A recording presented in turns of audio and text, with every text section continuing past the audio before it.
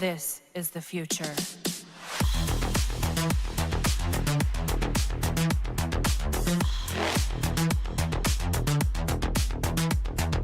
Evolution.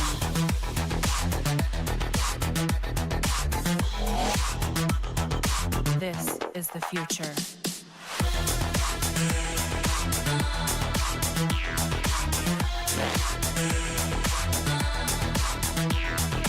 Evolution.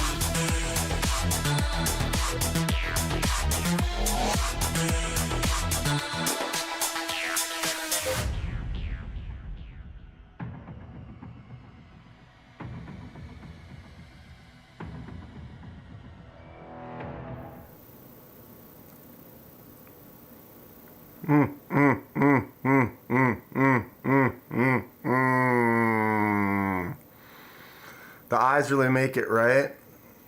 If we kind of put them like this, or we put them like this. It's me! What's going on, everybody? How are we doing on this Halloween season?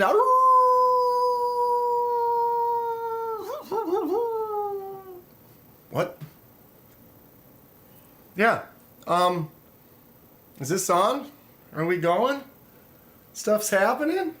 What's everybody doing? I don't know why I have to like settle in and be like, what's over here? What's over there? What's this? What's over there? Was that a wolf? Did you guys hear that? Maybe a werewolf? Do they carry knives? I don't know. I think they do. I carry knives. Do you carry knives? Who likes knives? Show of hands. Show of hands. It is October. It is Halloween season. KDK channel representing, you know me.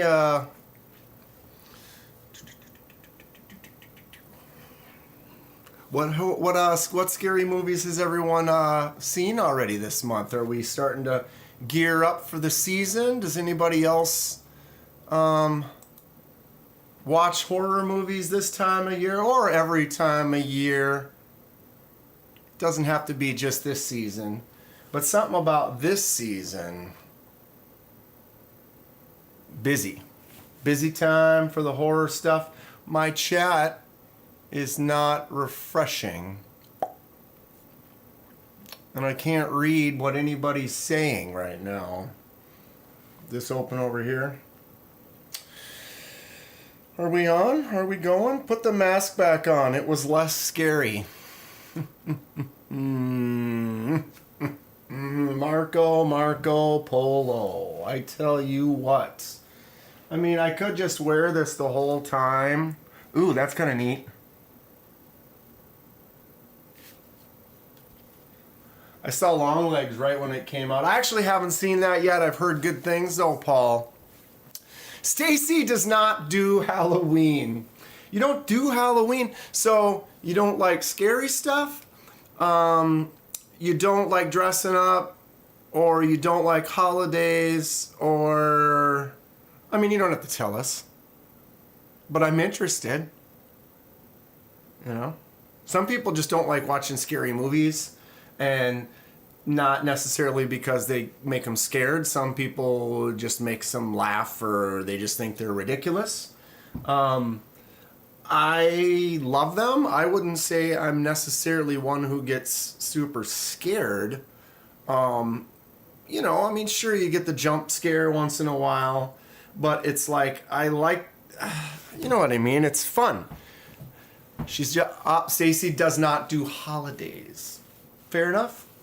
Fair enough. I like dressing up like a crazy person and running around acting like a crazy person. Or is that just every day? I don't know. I have watched a few movies already. Strange coincidence. Who would have thought? Friday the 13th? I do that one up pretty good. I just watched 4 again. If you've seen Friday the 13th movies, which one is your favorite? Which one do you watch? the most if you were to watch one of them? Because there's a bunch. You could watch them when they go to New York for 1 minute. But yeah, what's going on in the knife world? What's up? Who's going to Blade Show? I wish I was going to Blade Show, but I am unfortunately not. It's a little bit of a distance and a drive or a flight and the costs and the everything involved. Decided to opt out. I'm going to Texas for sure. That'll be in February, I believe. So if anyone's going or plan on wanting to go meet up in Texas, that'll be in what, 5 months, I guess. My daughter was born on Friday the 13th in October, says Lanyard Man. Excellent. Excellent. OG Friday the 13th. Which one's the OG, Paul? The first one? Probably. Stacy used to have awesome Halloween parties back in the day. Oh, back in the day. Back in the day. I remember good old college days. I lived in a couple party houses in college for a while, and so it was pretty common to see some parties, especially like holiday parties in college, you know, the drunken Halloween parties. So who was all in here? Let me scroll up the chat really fast. Just kind of chill Thursday, nothing crazy going on. First part of the month. Ooh. I got some free memberships to give away. I will do that. Marco's the first one in the house. Grizzle Bear Leather Crafting was a close second. Grizzle, are you back in here now? I sent you a message. Yes, you are. I messaged you on the Instagram. Clint Crosby, what's going on? Jimmy Ross, how are you? Of course, Stacy of Stacy Bolstered Blades. Paul FTW, the one and only Paul. No other Pauls. Okay. Rolf Robertson, what's going on, Rolf? How you doing? All right. And Bassmaster, what is going on this lovely Thursday? Kathleen Smith, squeaking in there quick. Kathleen, what are you doing for Halloween? Are you dressing up? Gonna come up with a costume pretty soon. If you are, it'll be here before you know it. Months go by fast. I just saw your message and messaged you back. You guys want to watch me do a live message? Done and done.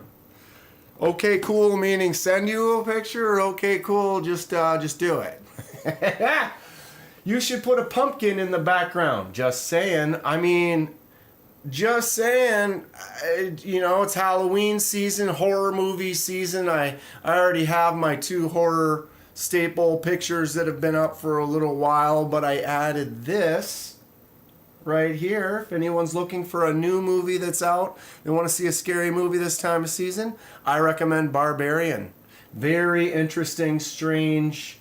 I'm not going to say anything about it because the best way to watch that movie is to know absolutely nothing and just let her rip. First movie in a while that gave me some anxiety for a little while. Just watching it, just as like I literally felt some stuff. It was cool. It was very cool. Orange lights aren't enough. By the way, Ken Fixed is in the house. What's going on, Ken Fixed? How you doing, bud? Dude, this sheriff is so damn sharp, I tell you what. I gotta talk to Jeff, but my man Jeff right here, oh, that is gonna be a white focus thing. Come on, let's try this. Jeff doesn't even have a page or anything like that. He's, you know, an older dude. I mean, I'm trying to talk down, not old, you know, just, you know, he's been around for a while. Does some stuff out of his house, makes some really cool knives. He made this one right here. Thank you, Ron Crow. Ron Crow has subscribed to the channel. Welcome. Why? I'm getting a slow... There it is. Ron Crow subscribed to the channel.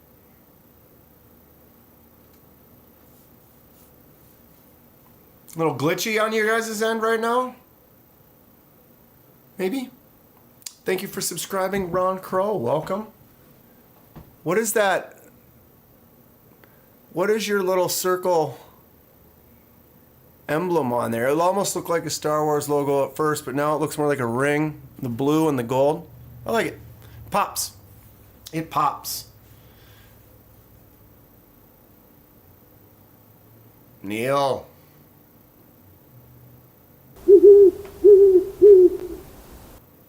Neil Mackenzie became a member. Neil Mackenzie celebrates 3 months of membership. Can't stay. Gotta go back to work. Neil, a member for 3 months. Gotta get back to work. Go grind it, bud. Have one of these with you, man. Make some cuts. But yeah, Jeff Sheriff, dude. This guy, I talked to him. I was at the... If folks have not seen... I don't have any footage from the show, but I went to the 2024 Twin Cities Knife Show brought to you by the Midwest Knife Makers Guild. It was that large, so what, 30 some tables, not too large. Ken, the Sheriff is awesome. Held it yesterday and it is wild. Yeah, but Jeff Sheriff, just a down-to-earth guy. He's been making knives for 30 plus years. Makes a bunch of cool stuff. Had a few things that he kind of made, like this was kind of one of the models that he likes to do. This kind of like a bushcrafting kind of a knife. But then he said sometimes, you know, he's got those little extra scrap piece or whatever. And this one, he was like, it spoke to him. Make this nice little, look at that. Do I even have something close? Yes, I do. Let's do this. Right, see that? Tell me that's not just insane sharpness. This thing cuts. He knows how to just... But anyone, you know, you're a knife maker. You take some pride and some care. But man, it's a fairly thick chunk of 154 cm.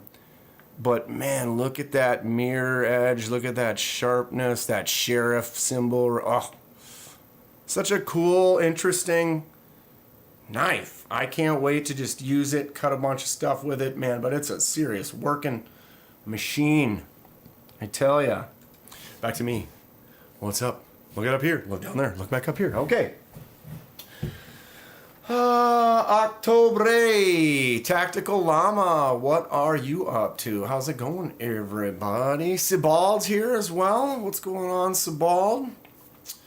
Ken donated that kabox. Hilarious. I gave that away. Has it been 2 weeks now? It wasn't last week. It was the week before, right? Yeah. Man, time whips by. Gave that thing away ago, realized I never actually posted the video, the little unboxing video. Was that I posted it yesterday? Or was that today? Oh, I'm all over the place. I have several videos on deck right now. I did that pass around box with the premium stuff in it, which was really cool. And had to wait for it to finish going through the pass around list before I could start posting it. So I still have 6 more videos from that, plus a few others that I've already filmed. So I'm like a week and a half ahead right now, which is cool. But it's also weird because I'm like talking in the future and the past about the future, but in the past, which is currently the present.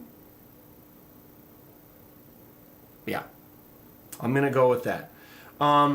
But yeah, it's fun and just, and then, did we talked about this, right? I don't know if I told you guys what happened with this. Did I? Anyone in the chat? Did we talk about the mini Milita video? Did you guys see my mini Milita? video, have you noticed that you might have tried to look for it and can't find it anymore? Man, I need to shave. Look at that gray. This is where it gets. This is my grays. This is my secret zone. What's going on, Echo Elvis? Hello, knife people, and Dan. Okay. Okay. I could be part of the knife people.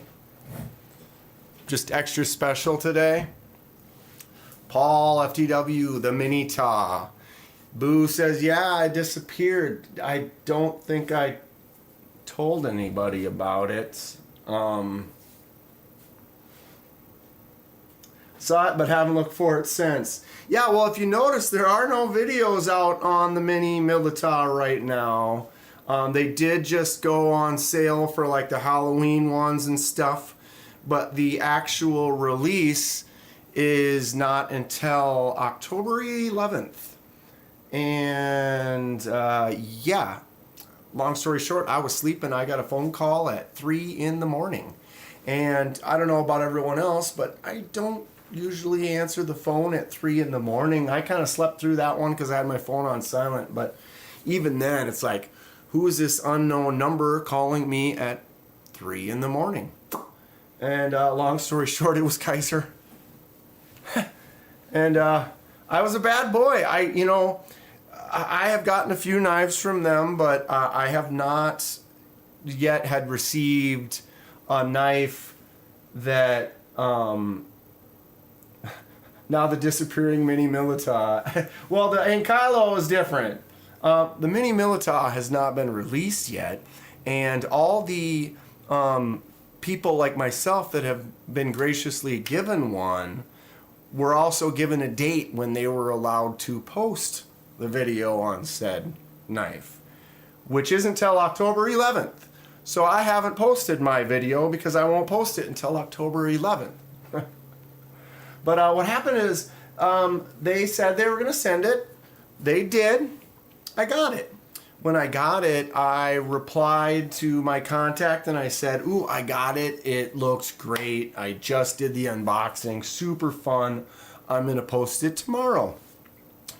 And then they put a little heart, like they saw it, heart, awesome, whatever.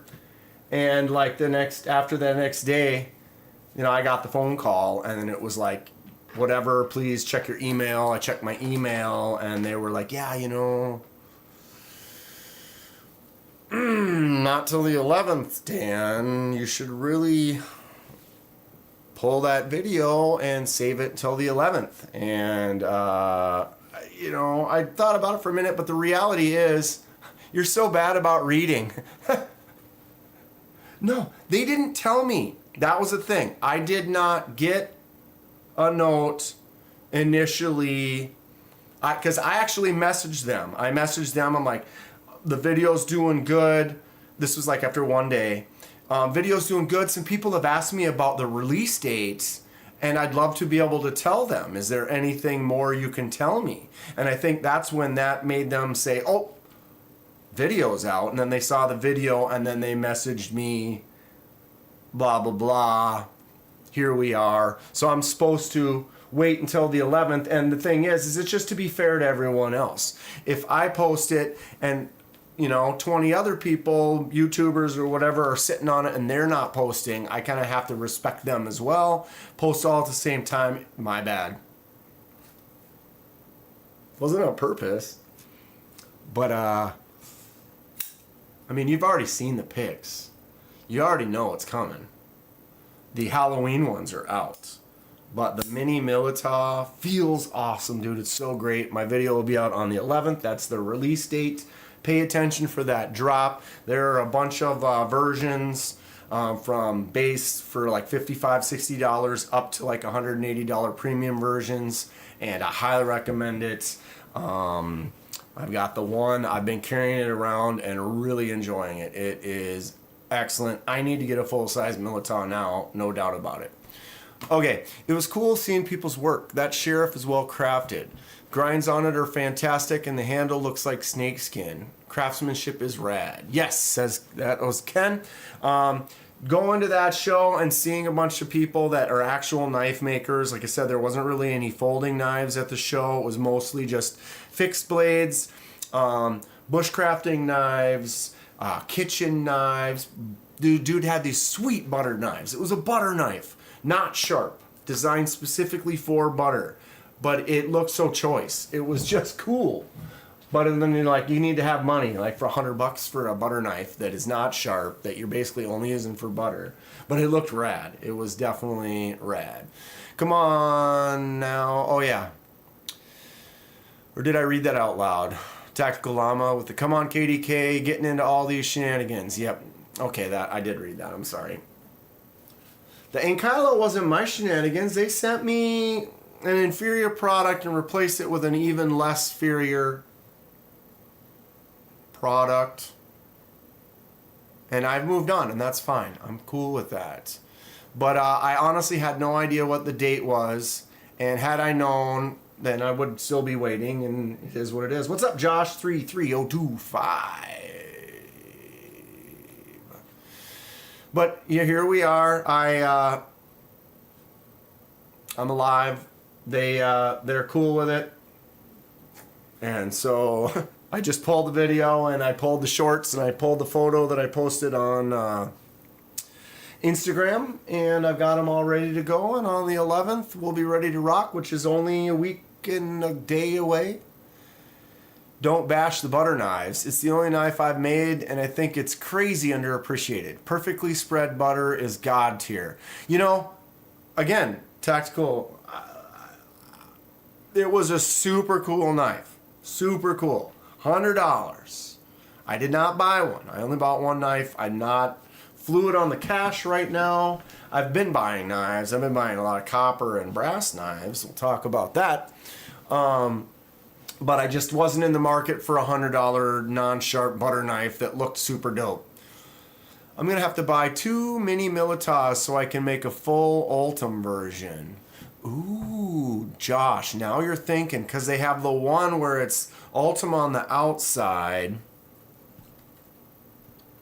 where the black is Ultim, and then this middle piece is like that black and red gross. It just does not match at all. But then they have another one where it's black on the outside and then Ultim in the centerpiece. So you do a little buy both and do a swap. Man, this knife though, it drops nice. Front flipper works good. You can, I can, just index finger it out. Maybe. If I, don't look at, I'm looking up here. I'm not looking down at my hand. Just look at what I'm actually doing, and maybe I do it right. Choke up feels good right there on that little spot, and I can rest my middle finger in there. I really like it. I need to get a full-size Milita for sure. It is great. But man, the Sheriff. The Sheriff. What butter knife are we talking about, Paul? I don't have a photo of it. I don't have anything of it. It was a guy. It was at the Minnesota Knife Show. I didn't take any video. I'm sorry. I did not take any video footage inside the show. I could have, but it was smaller. It wasn't very loud in there, which is nice. But Iowa AK came to hang out, and his wife Janice, and we had a great time, and we really lived in the moment. And it was like, you know what, instead of just filming and just going right to it, it was like, let's walk around, get a feel for the room, kind of just see what it's all about. And we started going around, and we started talking to people, and you start now talking to another person. Next thing you know, it had been a few hours, and we'd been chatting it up with a bunch of people, learning about knife making and just the culture around it, the people that were there, good Midwesterners, and we were just vibing, just having such a good time. I was like, okay, well now I can stop, and instead of going and having some lunch or dinner, early dinner with them before they had to drive back home, I could have just said, oh, I'm gonna go film for the next 3 hours of the show. But then I was like, let's go to the restaurant. We had a drink and a beer, or a burger and kind of relaxed and talked and stuff. It was really fun. What Minnesota knife show? Someone's got to let me know about these. Barbarian Brawny. It was in the back of like a Blade magazine. I don't have a Blade magazine in front of me. There is one like right over here somewhere or whatever. Maybe not. Maybe so. Maybe not. But in the back, there is a page that has like upcoming events, and it had Bloomington. So what was it called? Here's the thing. It was the Twin Cities Knife Show brought to you by Midwest Knife Makers Guild. So it was only knife makers. There was, I mean, I guess American Edge, Jordan from American Edge, if anyone's ever ordered anything from American Edge, he did have a booth there because he lives in St. Cloud, which is only an hour away. But other than that, it was only knife makers that were making, like I said, cool cheese knife, bushcrafting knives, crazy looking things you would see at like the Renaissance fair, like axes and battle swords and stuff, and kitchen knives, small little hand like little scalpel type fixed blades for like utilitarian type things, and just kind of everything like that. It's basically mostly just fixed blade type of a scenario, handcrafted things, unique things. It was cool. There was also some stuff like I picked up a couple of blocks for some tests on the CNC. These were cheap. They were like $5, but they've got that layered wood. So like if I put this in on the CNC and then make some contours, the contour will reveal some of those layers.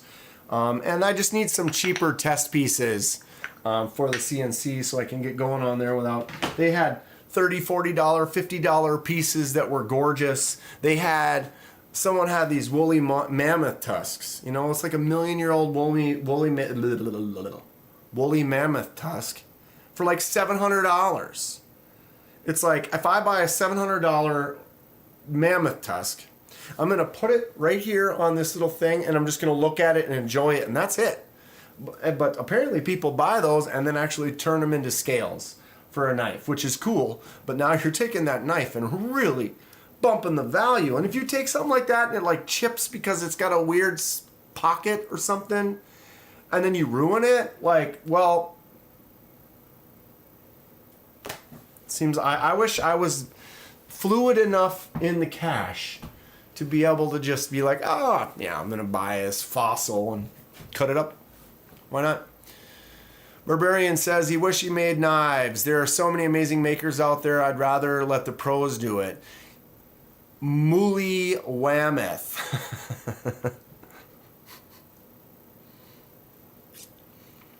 What did Boo say?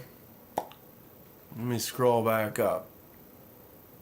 Pre-order for Mini started Tuesday in Canada. All premiums except for the 80s Fat Carbon sold out. Looks like I'll be waiting a bit for mine. And then Sabald says, thanks for the info.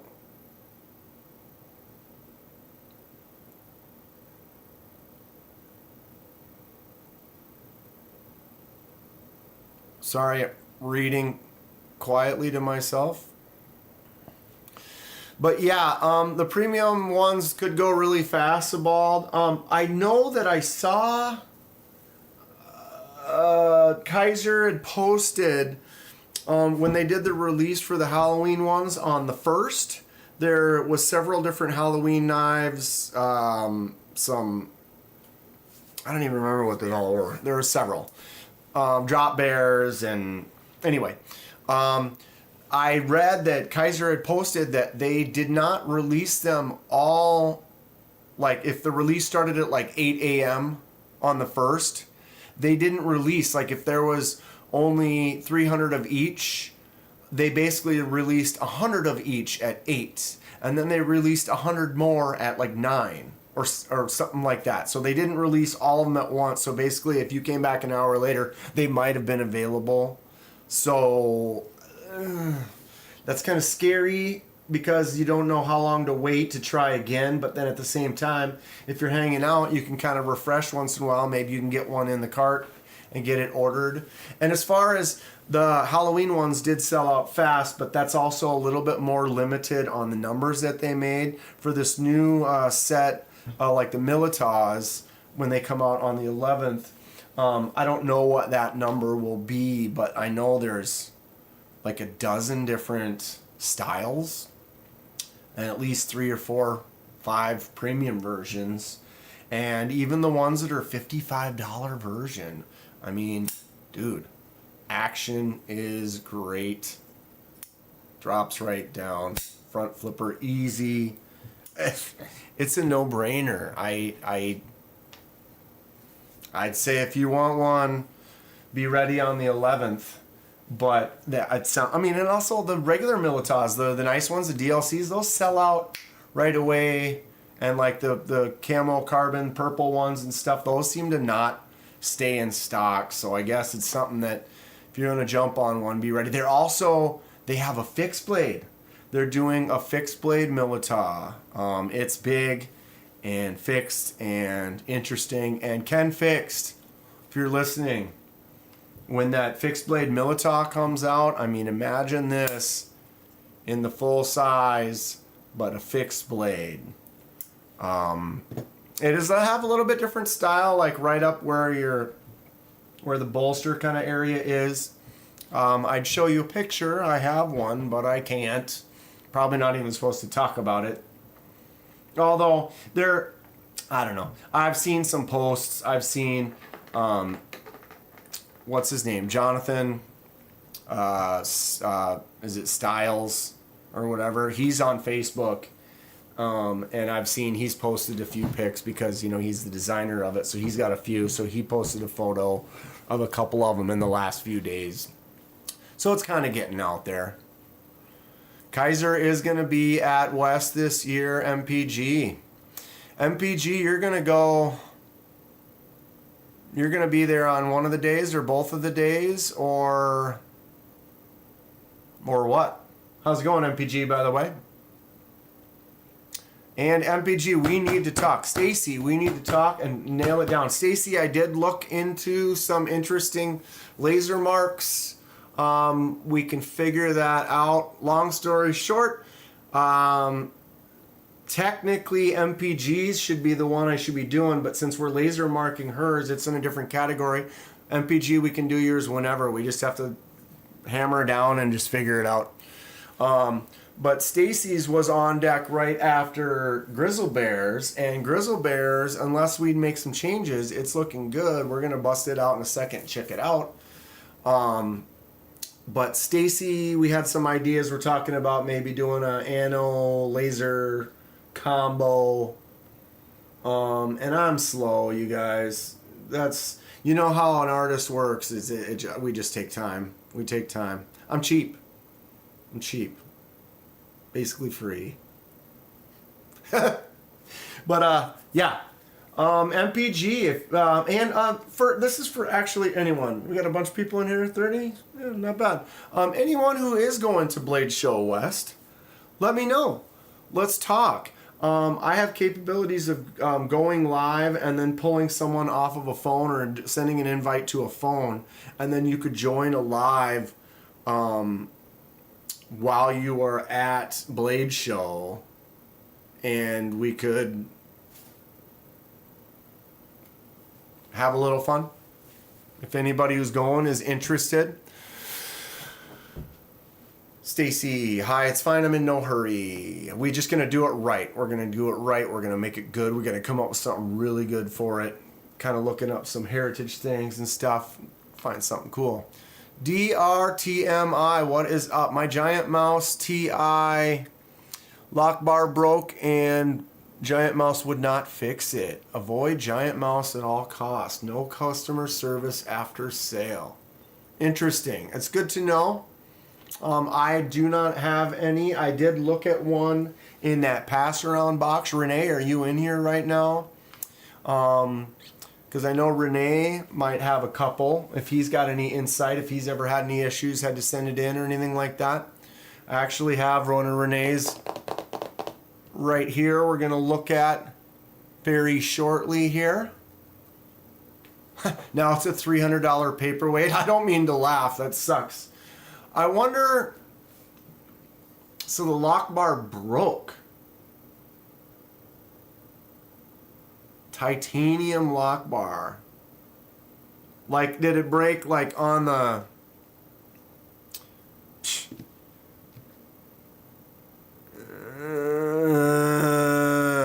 Why is it you can't find something that you want when you want it? What do we want? God, I'm an idiot. Just trying to find anything with a lock bar on it. Here we go. So where did it break? Like right in the groove section? Or Jesus Christ. I'm assuming it might have broke right in this spot here where the action bends out, but I am not sure. That's just kind of a guess. Right where the relief is. Huh. And they don't offer... Jesus Christ. Stupid focus. They don't offer replacement scale. I mean, they should just swap it. Or... Yeah. It's kind of a bummer. It's kind of a bummer. Sugar Weasel Dad. What's up? How's everyone's day going? Mine is going well.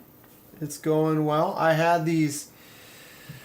I do laser marking at work, and I have these parts that we're working on right now that suck. It's basically like this piece of metal that's shaped kind of like that, but with a little lip on it. So we have to put it over this notch, and then I have to put a mark on this side, and then we have to put it and then put another mark on the other side. But it's like a weird bent paper clip that doesn't sit flat. And it's not like normal jobs that I get. There's like 600 of them. So basically the last 2 days I've been working on those, and I'm about halfway done with the second side now.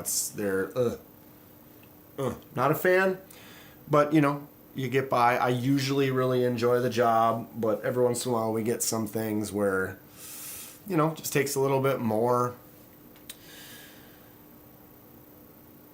Barbarian says, talked to GM today and they told me they refunded someone that broke the tip off a blade. When was the last time you contacted them? I don't know. I mean, if it's worth it to try again and how they replied or whatever, but I don't know. I feel like maybe you could persuade them or offer to pay shipping or I don't know, or something to see if you get them to swap it out, or if it's the whole scale, you get a scale swap, or I don't know. But I hear you. That's that sucks. That sucks. A broken block bar is impressive and sucks. Both at the same time. All right. Splitting Z's. Loving the Devo Tall Boy. If anyone did get a Devo Tall Boy, I'm sure they're saying the same thing. If you didn't get one, I apologize for kind of rubbing it in the face. If they do become available and you are interested, I highly recommend it. I paid full price for this bad boy, and I'm glad to have done it. This is the dark mode version. Dark matter? Yeah. Dark mode version from Blade Binge. Go check out Blade Binge if you're looking to buy some used knives, sell some used knives, buy some new knives, buy a dark mode. I do have an affiliate link I could probably attach if anyone is interested. I am not prepared for today. What's everyone carrying? What's the hot thing that's not leaving your pocket right now that you just have been carrying on a regular basis? Mine's the mini Militaw. It's been my secondary just about every day. Well, I've actually my first secondary, and then it's like my third dairy.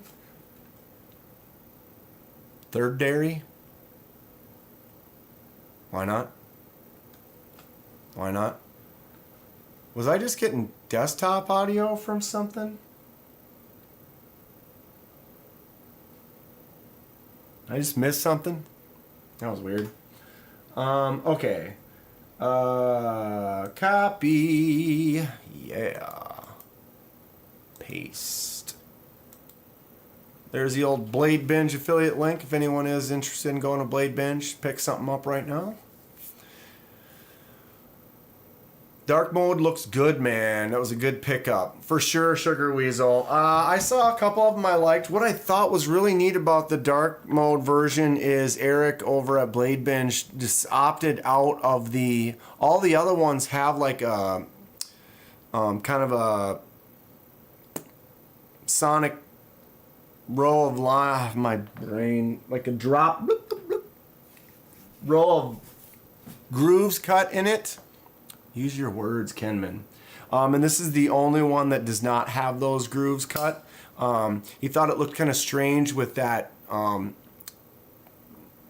I can't even remember the name of this crap. Jesus Christ. The camel carving.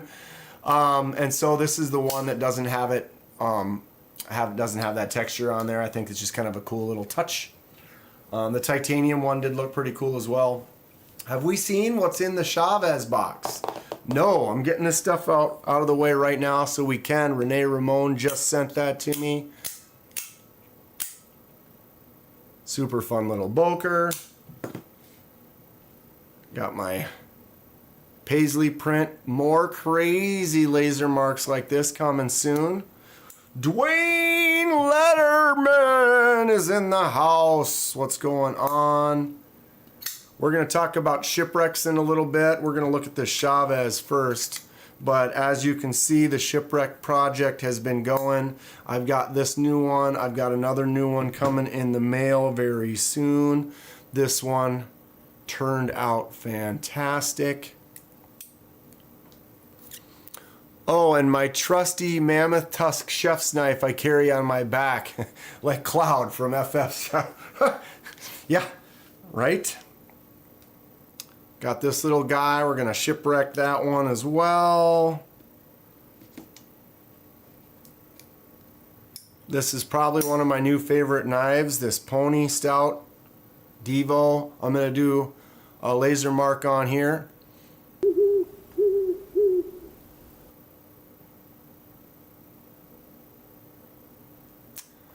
Thank you, Sugar Weasel Dad. Gifted 1 membership. Who got it? Lanyard Man is the winner and recipient. Thank you very much, Sugar Weasel Dad. But yeah, I'm really loving this. I'm going to do a cool custom anodized job to this, but it's on deck. I'm not going to jump the ship. I want to get done a couple of them, Stacy's and Grizzle Bears, before I do this one, but I am going to be doing some fun customization to that really soon. I got a couple more brass like pens that we're going to take apart and do some shipwreck stuff too really soon. Can bust those out again in a little bit. I want to talk about these in a little while because these are some copper that I just shipwrecked that ended up weird. So I want to ask some opinions about that in a little bit. And I could talk about this Sheriff, man. This thing is just out of control. Sharpest knife in the building right now is this Sheriff, made by Jeff Sheriff. One of a kind, unique, crazy looking knife. You're going to see this on the channel quite a bit. I'm in love with it. All right, Kenman here, and today we have a special unboxing. Compliments of Renee Ramon. Is Renee Ramon still here? I saw him leave a comment a minute or two ago. Alex Kerber, I only have 1 knife and a multi-tool. Alex, I must know, you only have 1 knife? What is it? Tell me what it is. I'm curious. Someone who only has 1 knife and a multi-tool, we could get you a new addiction. Maybe next thing you know, you have a couple hundred of them like me. But if you're interested, I'd like to see what it is you have now and see if there's anything that I could interest you in. Ken, are those Civivi scales that you're working on? Yes, these are Civivi Exarch scales. They were really dark. They were like that. You could barely see any of it. So I sanded them down all the way to the bare. And then here is after 12 hours of shipwrecking work. I'm not sure if I'm completely happy with them yet. They definitely are interesting. But this compared to brass, you can see that just the natural starting color is different. There's no greens.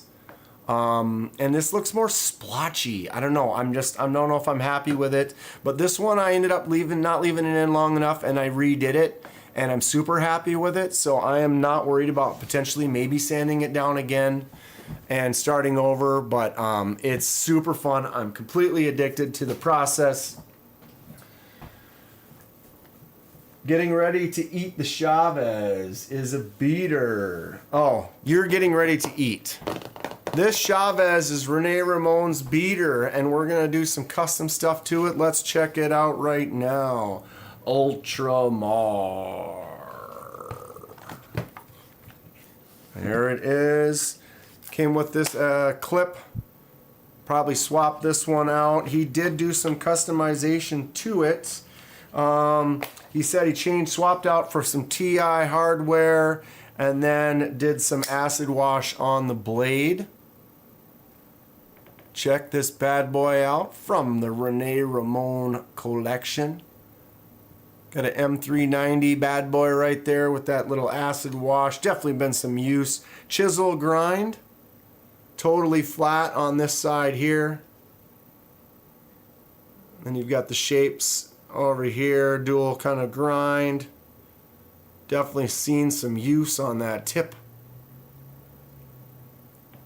Alex, you should upgrade to a Rough Rider with T10 steel. Very good. Oh, did he say what he's carrying?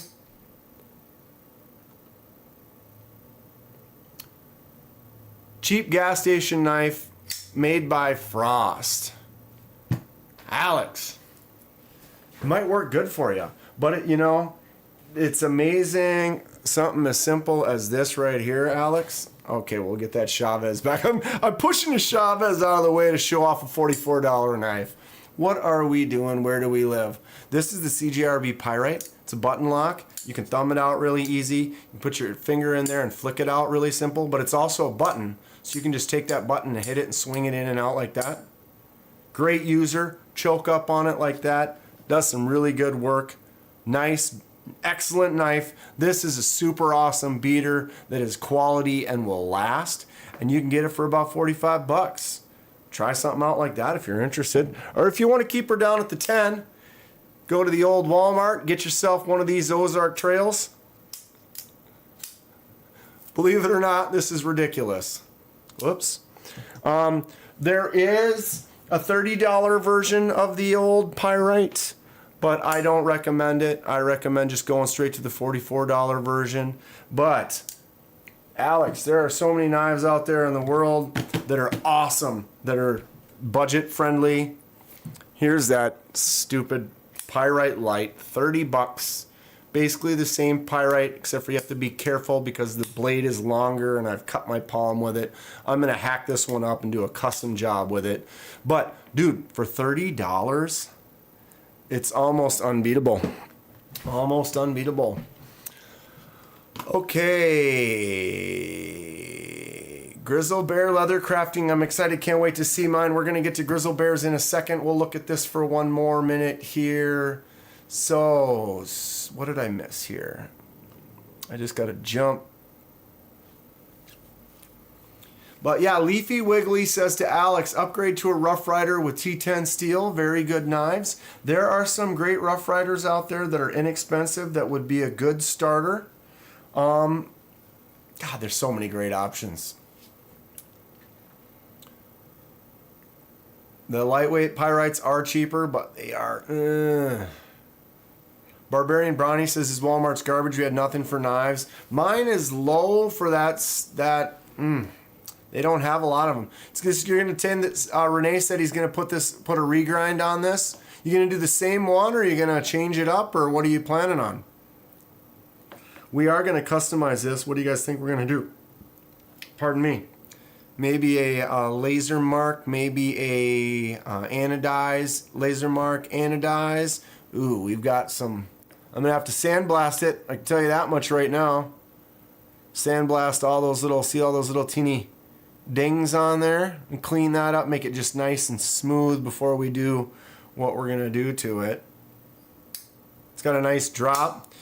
This video will probably post the next couple of days.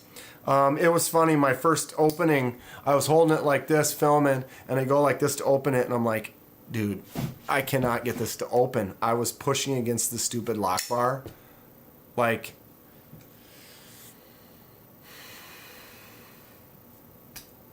idiots. Like, wow, why doesn't this open? Why are you so dumb, Dan? And it just turned out that I was just holding it funny, and I'm just not used to having that big bar on there sometimes, and I just was putting that pressure on it the wrong way. This thing is cool though. We are going to do something to it very soon. Let me safely put her back in the box. Maybe we get her out again later here today. Ooh, it's Grizzle Bear's turn. Grizzle Bear, are you ready?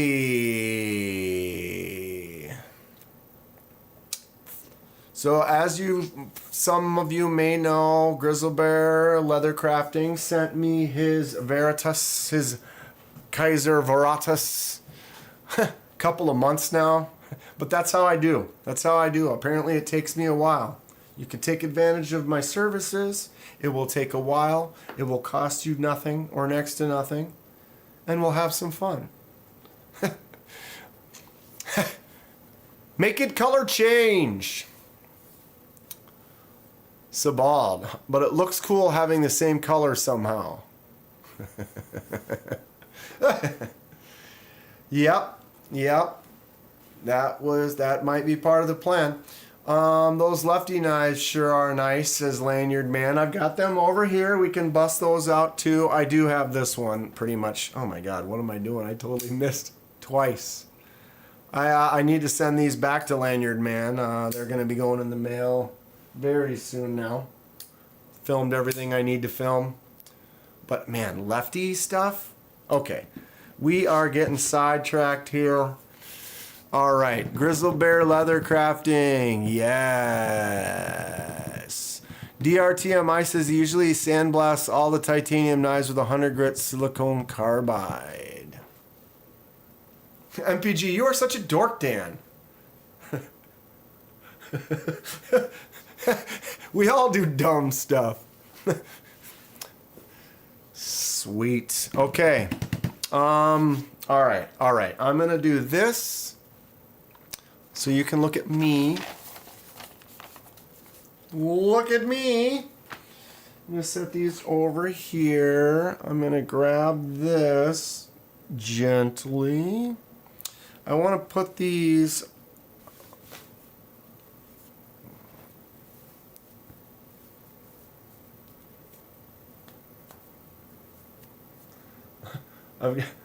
my fingers go to there.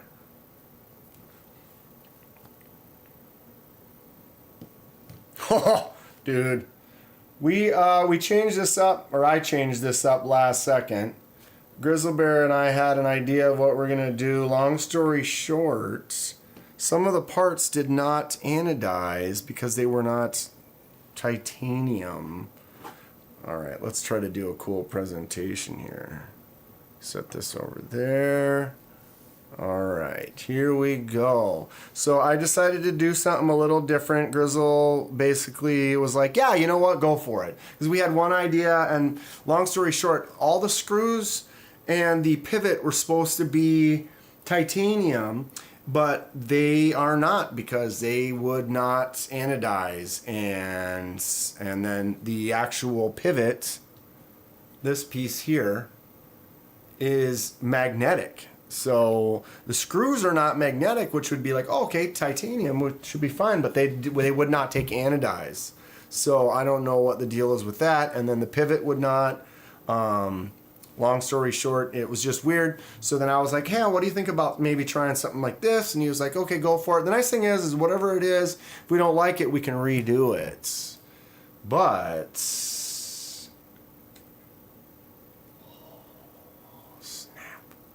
Wow, it looks more green than in person here. I get up close. And then we lose the fade with my lighting. Oh, my lighting. Okay, so, wow, that's so crazy how you can almost not even see it. It is dark on that side, and it is light. There, you can almost see how this is more of a lighter, kind of a silvery blue, and then it just gets darker and darker and darker to the tip. Grizzle Bear, what do you think? Focus. Oh, there's a spot I touched. And look at it go away. Got to be careful with these. I don't want to finger them up before he even gets them. So what we've got is a light of steel blue to a dark blue fade. For now. I can't zoom in. Making banana nut bread.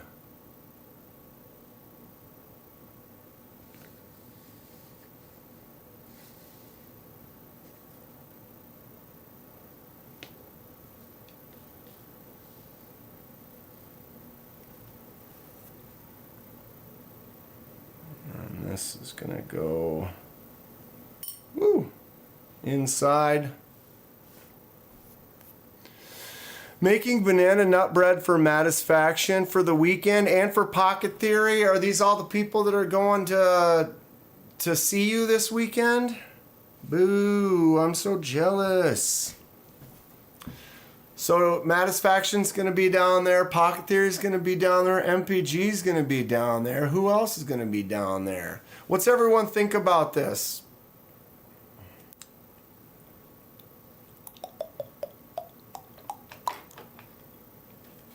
I freaking love it, he says. Let's bring this to...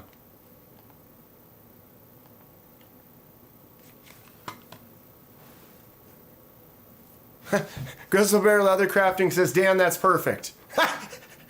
It's not even... Dude, the fade is so dumb. It looks so cool. My lighting is not working right now. But I think that the spacers with the gold, basically a nice just gold color, that will match. It'll look really nice and sharp in between there. I made the button so that you should be able to put the button in there and it should just kind of disappear in there and match. Obviously the pocket clip, but it's crazy. These screws are supposed to be titanium. This square pivot is supposed to be titanium along with the other side of the pivot.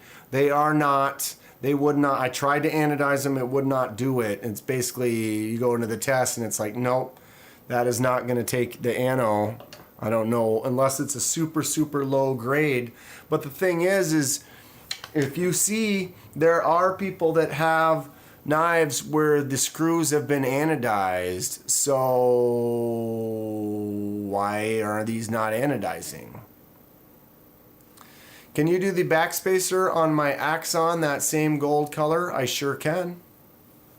I sure can.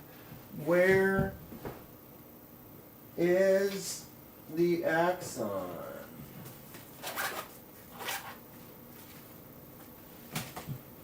Okay.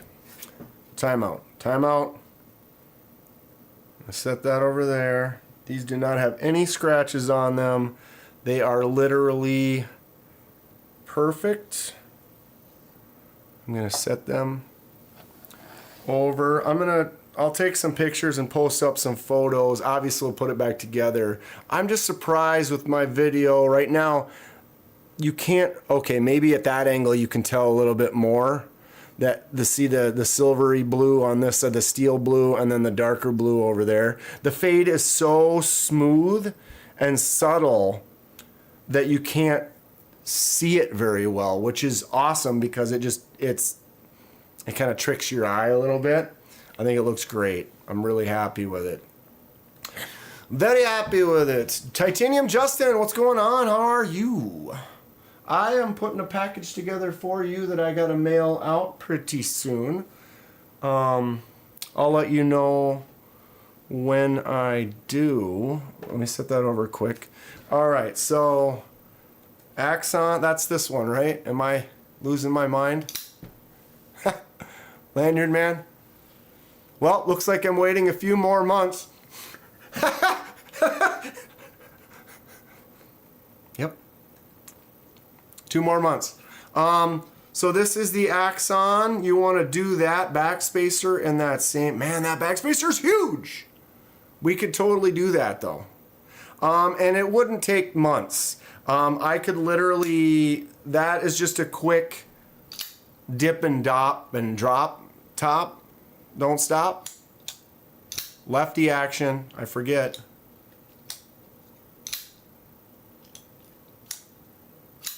Ugh. This knife is awesome. For sure. I dropped my phone on the front flipper and shattered the screen. That sucks, Justin. Been there. My screen is cracked right now as well, and it sucks. It sucks. Let's go ahead and grab a couple more lefties. Why not? Bing. Bang. Oh my God, where's the... There it is. This bad boy. I don't want to get rid of this one. I just want to... But man, we need to get that one in Lanyard Man's hands soon. He's going to love it. Paul Mills. What's up, Paul? Another Paul. Yeah, Lanyard Man, we can do that. I can take this thing apart quick, and I'll make a video out of it, sure. But I can take that apart quick, and we can get that done up on that color pretty fast. We'll go ahead and bump everyone else.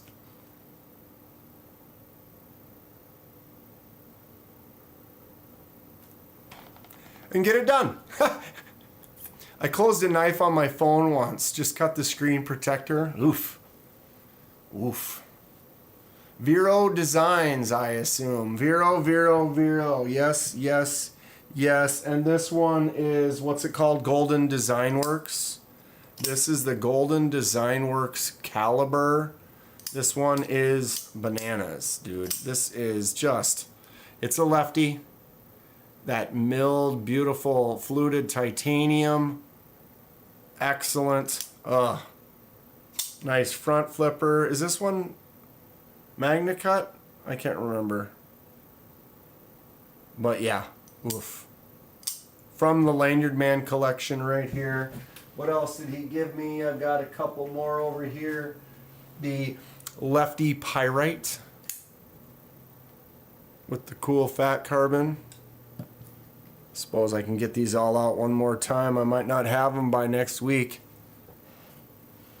And where is it in the concept? Oh, I got this one still. I put this one all the way back in the package, like it's ready to be shipped back. Not anymore. It's mine once again. Our Lefty smorgasbord from Lanyard Man. Should we get all the lefties out? That would be fun. Okay. Let's do that quick. Bang, bang, bang. And I have...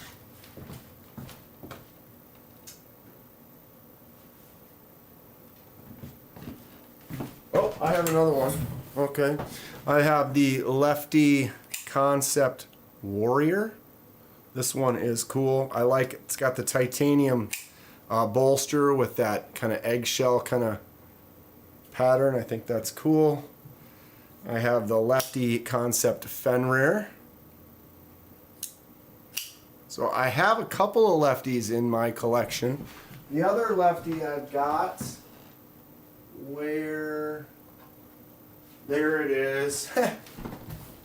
The old Lefty Boker Kalashnikov auto. Basically, the only difference is the buttons over on this side for the lefty version. But dude, this thing slams out, actually feels good. And it was like 50 bucks. So yes, KO Knives. I am left-handed, and the person who owns these, Lanyard Man, the comment just a couple above you there, his he is also left-handed. And so since he's one of my awesome channel members, he messaged me. He's like, oh, I want to send you some knives to check out. And he didn't tell me what they were. And then I did the unboxing, and it was all these sweet, sweet lefty knives. It was like, oh, it was awesome. It was awesome. And then a week later, he's like, I got one more that's coming. And it was this one all by itself, pretty much mint. Oh, there it does, says Magnet Mag right there. But he hasn't even, this is for his collection. He bought it and had it shipped to me so that I could check it out quick, and then I'm going to ship it to him. So he hasn't even had a chance to behold this absolute beauty right there. Yeah, Lanyard Man, the lefty Fenrir, very cool knife. What is this, 20? I can't see, a CPM 20, I think. And then no, this is S35VN, my bad. And then the shredded carbon fiber with the titanium, and just a really cool shape of the Fenrir. It's got that nice choke up spot on there. I dig it. But yeah, also the Warrior flicks out nice. It does have the nice finger flick out. I have two lefty knives, a red and black Fenrir and a titanium Pelican. It says DRTMI. Titanium Pelican. Boom, boom. Lefties unite. I do want some more. I think it's funny, this one, the pyrite. I was like, ooh, look at this premium pyrite. And I was all checking out this nice milling and this titanium and stuff, and I didn't even notice that it was a lefty with the button up there. I mean, I have like 5 pyrites, and I love them. And that's the beautiful thing about a button lock, is that button can be on the other side here, and I just use the index finger, just like everyone who is a lefty knows that a lefty can use a button lock pretty much just as easy as a righty can. It just works well. S35 says Mikey Trails. Mikey, what's going on, bud? You gonna be at Blade Show this weekend? I wish I could get there. I wish I could get there. But Mikey, man, I tell you, Kaiser's got some cool stuff happening right now. The new Militas, very excited about that. And just a lot of things. I've been talking to them. They're great. They're great. I've been pretty happy. Finishing a design right now, so sorry if I'm quiet, says KO Knives. Finishing a design, very cool. Mikey says he wishes, yeah, it's getting out there. Where do you live? Getting out to that west side sometimes. Not all of us live where MPG lives. MPG's she's about a half hour away, something like that. I lied about Pocket Theory. It is Pocket Razors that is coming out. You lying. Ooh. Boo's thinking about getting a Concept Mistaken. Concept Mistaken. Let's go. And I think I need to upgrade. I probably could upgrade my computer. There is a link right there. Join me if you want. To Concept Knives. Are you sure you want to leave YouTube? Go to site, please. Alright, what are we looking up again? Mistaken. Ooh, Concept's got some Halloween. Let's get to this. Boom.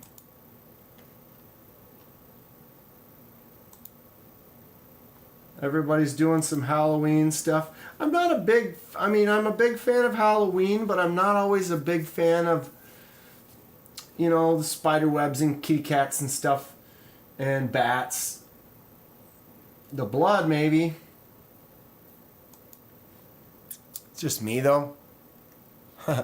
Okay. Okay. Typing. My brain mistaken.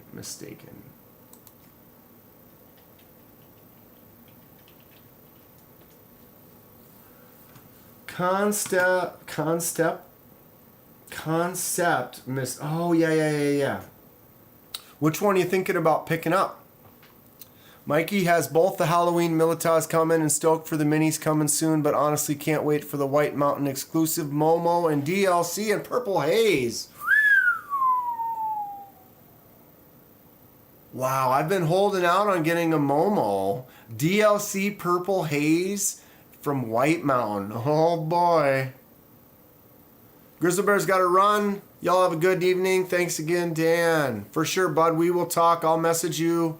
And if we're all good, we'll get her put back together. I can, yeah.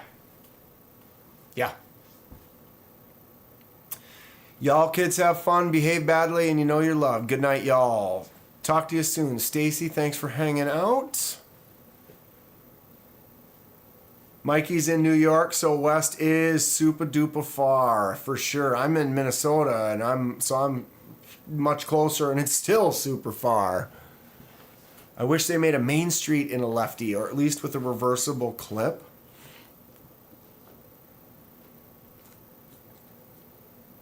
No, yeah.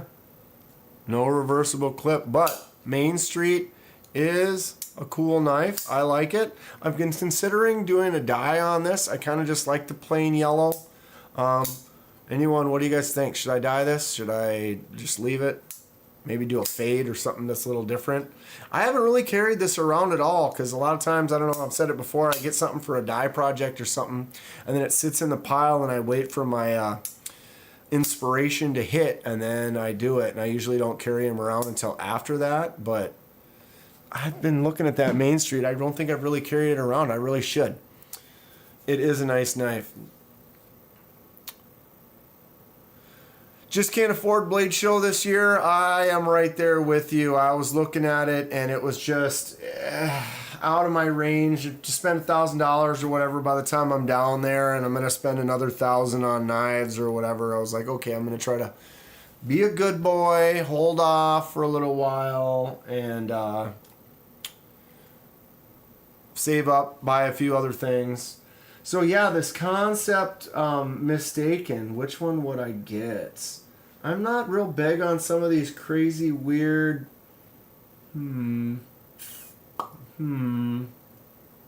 probably the more expensive one, right? Might as well get this one with the Timascus. That is dope looking. I like the blade shape. It's cool.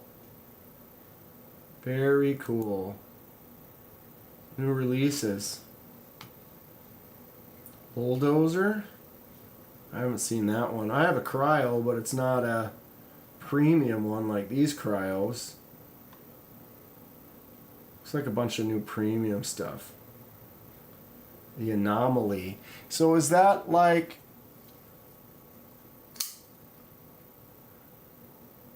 Isn't that what this is?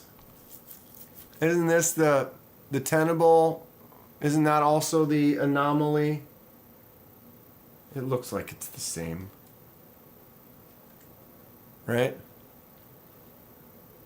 The Tenable is the budget version. Yeah. Because if you look at this one here, sure. So then the Concept Anomaly Premium, $139. If you want to get the budget version, you can get the Tenable version. I picked up this one here. It's actually a nice little... You can't use that fuller to open it. Boo wants the copper carbon.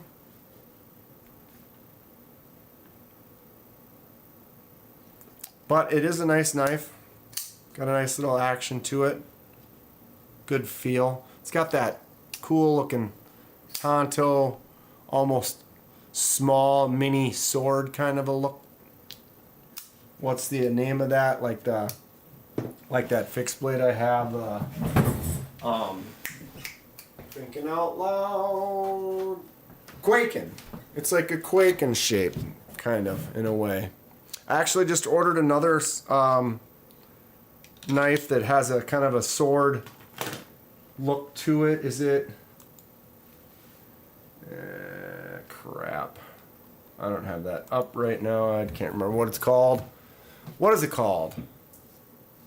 I've been looking at the Concept Roach. Concept Roach. I've been looking at so many knives, none of them sound familiar. Are you sure Concept Roach, KO? Or you mean Kaiser Roach? I know about the Kaiser Roach. What's up, Addicted to Blades 2? But Concept Roach is not popping up.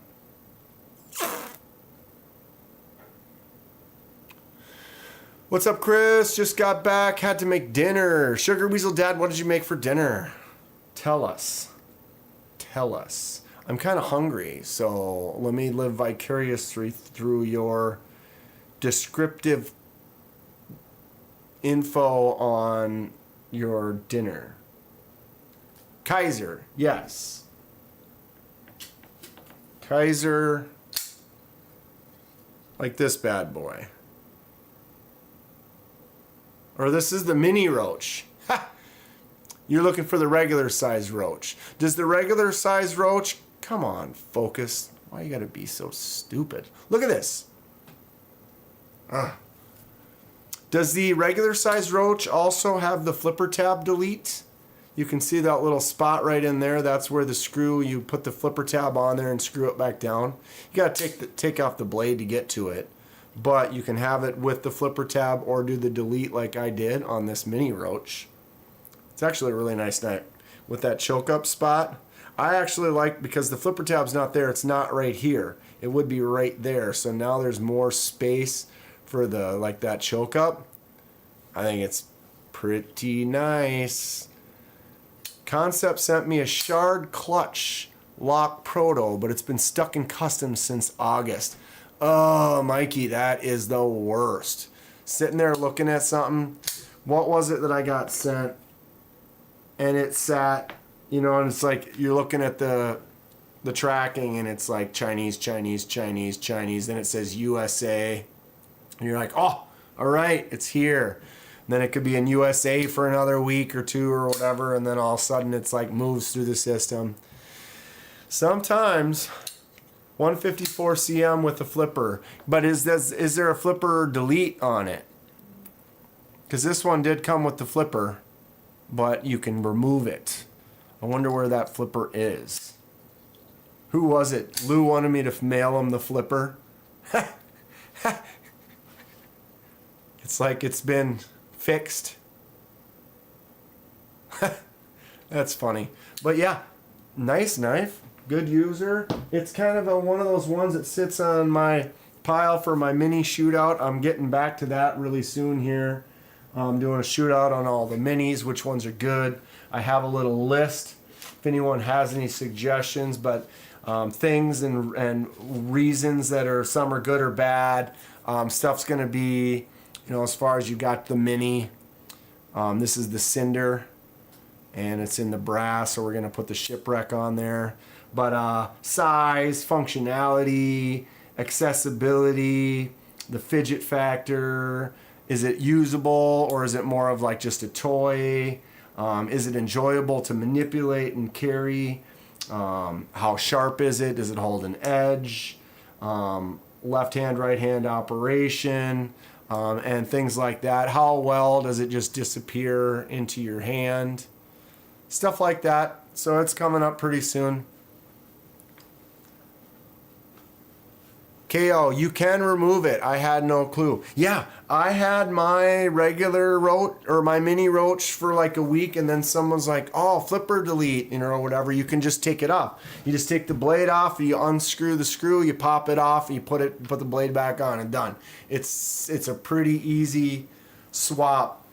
Mini is too. I have the Halloween version of the mini roach. Mikey's big on the Halloween versions. If there were some cool ones, I'd jump on it. For sure.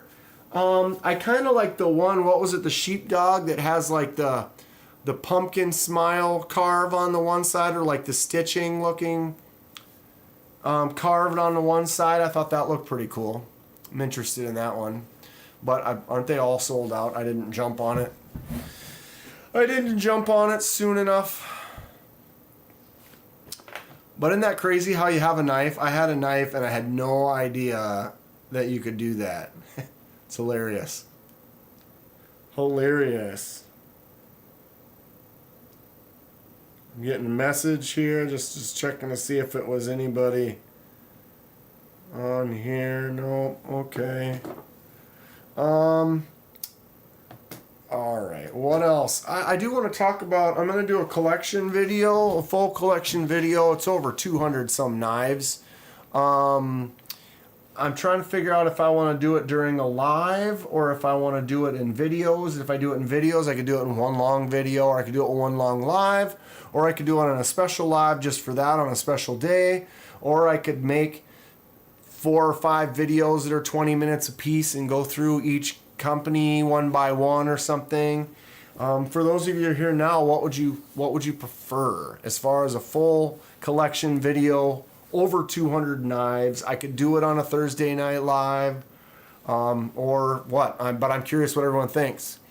Mikey said he got a mini Therium. Those are dope. I would like to get one of those. Got to take off, Mikey. All right, thanks for swinging by. Good to see you. Hopefully we can both get out to Texas next year and hang out like we did last year. Or only actually hang out more, though. I need to do that State of the Collection video as well, says KO. Yeah, I've been due. I'm ready to do it. I've talked about it. I just got to figure out the format to do it in. I mean, I could take an entire live, but, I don't know. I want to give the people what they want. I prefer you send me half the collection and just do a shorter video, says Jay. That's great. So I'll just send Jay... I'll send him about 160 knives, and then I'll just do a short 40 knife collection video. Superfly Micros, what's going on? Says multi-part video collection is their preference. Sabald says a full collection vid. Lanyard Man, I could send you a mini Osborne for the mini video. If you want to, I guess I could wait a little while. I was planning to do the next stage.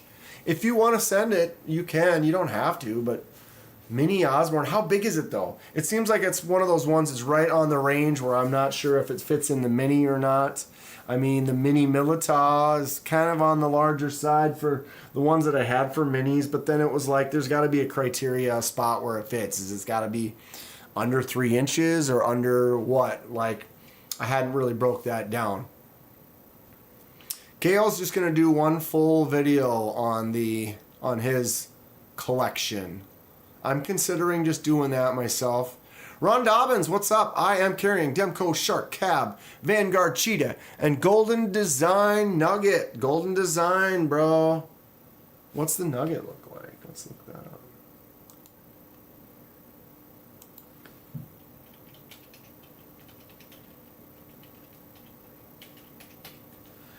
I'm sure it's expensive. Whoops.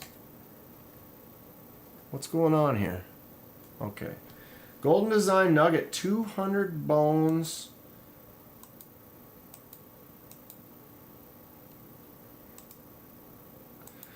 Dude, they've got 12 pictures, different knives. They don't have a single one of it closed. I mean, they're all just open. Why can't you show me one with it's closed? I'm not saying I don't like it. I'm just saying if you're going to give me...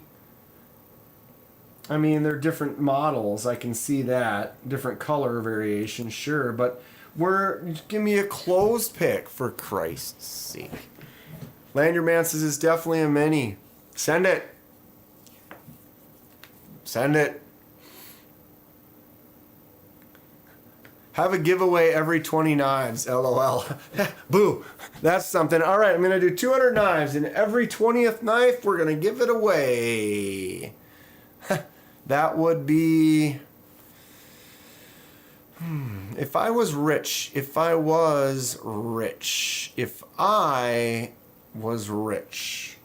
every single person I know would be a very happy person, because I would be honored to just be able to just hook it up.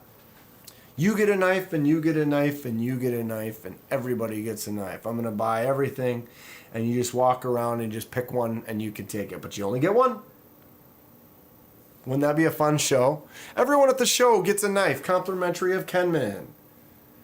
But you only get one. Financially irresponsible. Financial irresponsibility? Laid off Pete, what's going on? Same buddy. I'll spare some for sure.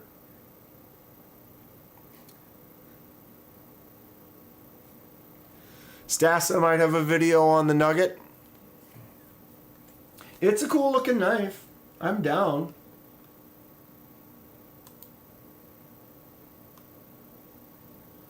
What's the standard look like?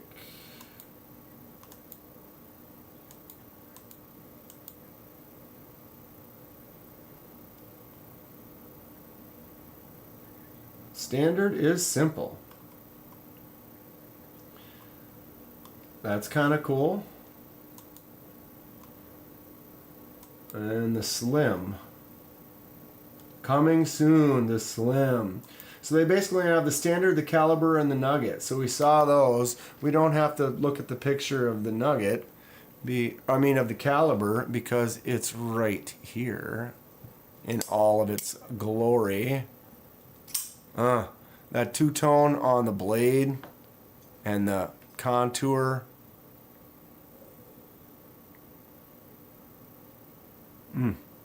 It's fantastic.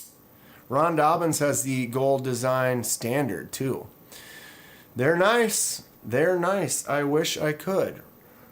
Don't forget thumbs up the video, everyone, says Ron. Listen to the man. He knows what he's talking about. Do it. Do it. Do it. I am going to do an early one here. Let's go. I'm going to buy a few memberships for those that are here hanging out right now. My channel.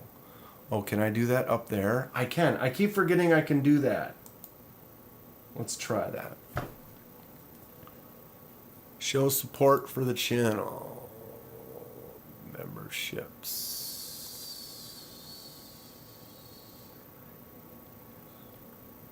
Click.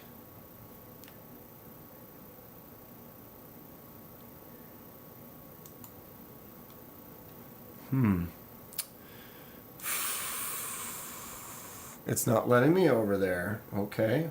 I will bring up a window over here and try again. Any font nerds? What font did Van Halen use? I don't know the answer, but are you asking because you want to know, or is it like a trivia question? It almost sounds like he's triviaing to see if anybody knows, which does sound fun. I do not know, but I'm a big Google and find out kind of guy. Unless you want to wonder. You ever wonder? Remember when you used to wonder?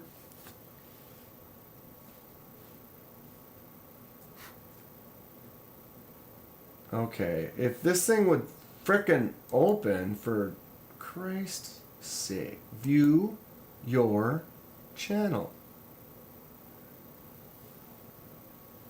They really need to spruce up YouTube, especially for content providers. I think they need to take a page from Twitch and add features, ease of use, etc.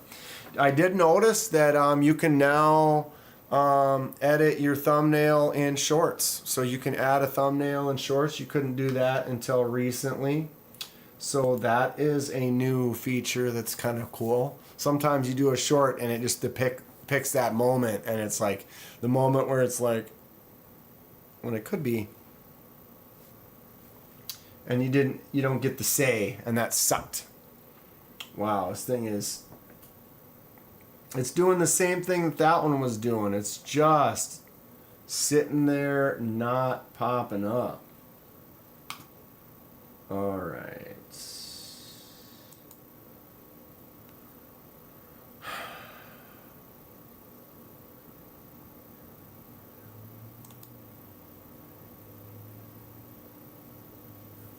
Now I'm rolling.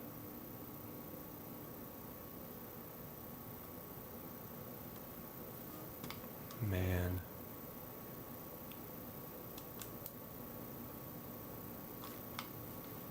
It's pissed. Super pissed.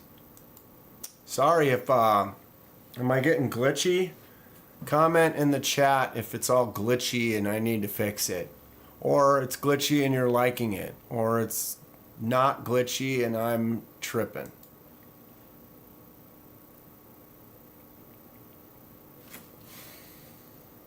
Success. 5 memberships. Who gets some? Ha! Mikey Trails got one. He just left. Lucky guy. All right, let's...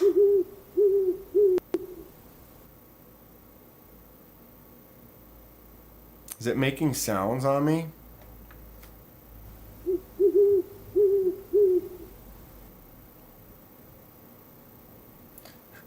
It looks itchy.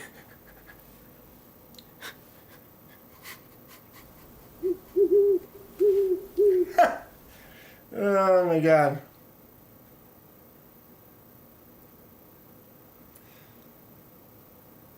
Is it even... Like, what sound is that making right now? Oh, it's just the owl. But it's not, you don't hear the guy saying, it's, oh, that's right, because when I do it, it doesn't, the dude doesn't come up. It doesn't say they've become a member. So one more time. It was Mikey Trails, Joe, Isabella, Louis, Twisted Sis 76, and Gnarly Charlie. If you guys are in here, go ahead and blast some of them emojis in the chat. You just got access. Some of you are already members or have been members in the past. Why isn't that going? Whatever. It's an owl. Let's ask Mr. Owl. Right? Oh, it's a Norwegian barn owl. The Norwegian blue. It's got a lovely plumage. The Norwegian. Right? Lovely plumage. All right. Let me get some of this stuff out of the way. We can talk about some shipwrecks. Get some advice. So, Lanyard Man. Same color backspacer. We're doing it. We're doing it. I can knock that thing apart really quick. And we'll get that done for you. I think that sounds fun. How many licks does it take to get to the center of a Tootsie Roll Tootsie Pop? Let's find out. Let's ask Mr. Owl. A 1, a 2, a 3. A 3. Right? The original inspiration for the shipwreck test. Number 1. Actually, it was the second attempt to get there. Shipwreck attempts. Next. So that is brass. This is copper. Copper is a different color than brass. What is the airspeed velocity of unladen swallow? Is it African or European swallow? That's good stuff. Went Walmart knife shopping with Jimmy Crow. Found some Kershaws. Oh, Jimmy's visiting Justin and Iowa. Is that for the weekend? Did he just come up or is he already up and gone? That's going to be some fun videos. What does everyone think about this? I don't want to say. I'd rather see what other people think about it. I have thoughts. It's interesting. To me, it looks more like several experiments all on the same piece, but not cohesively collaborative.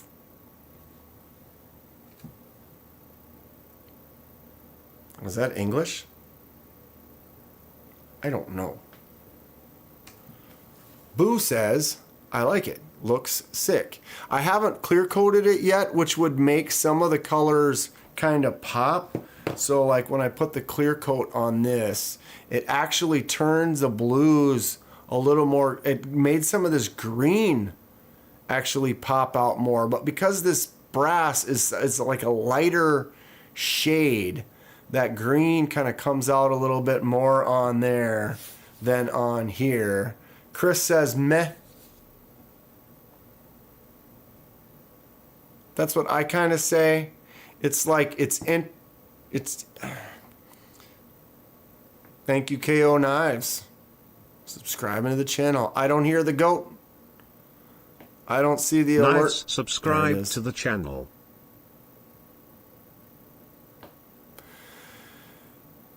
Lanyard says it looks good. It's just, I don't know. There are parts I really like. Like if you were to just go like right there, I like what's going on.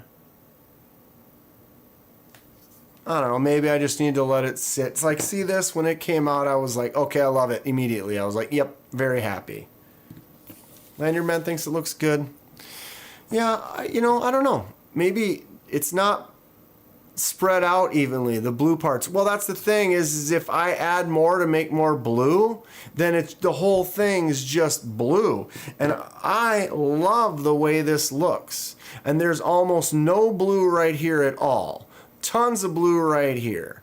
Minimal over here, you know what I mean? So it's not consistent. So that's why I like, it's like little blue here, no blue here, little blue here, no blue here, no blue here. You know what I mean? So I feel like this one, everything kind of becomes cohesive because it's like this yellow to this green to this dark. Just everything kind of seems to mesh together in this case right here. Like a chunk of marble or something. And like this one as well. It just kind of has like this flow to it. And to me, it just looks like it just doesn't flow the same. It's like this and this, they feel like they're just two different things growing on a surface that, I don't know. I don't know.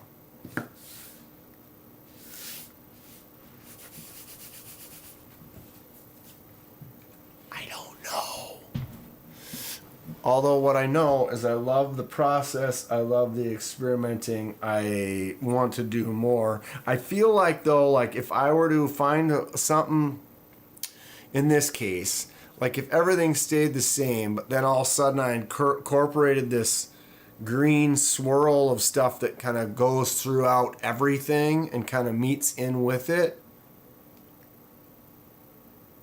it might be better. I don't know. Okay, so we've got this. We've started that. I have this one that we're going to do. I can take this apart really soon and we'll do something with that. I've got, where is it? This big one. I'm very excited for this. When we sand this down, it'll get really light, kind of like this color here. and we'll be able to do some stuff. But it's just a huge surface area. I've seen a few people do the Towser K. Couple of pens in here. So we can try these out. I actually have this other pen we can put back together really quick.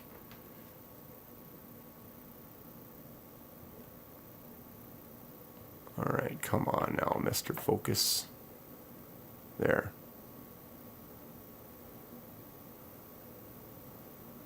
Like this one's like splotchy too, but it just still seems more natural and uniform in a way.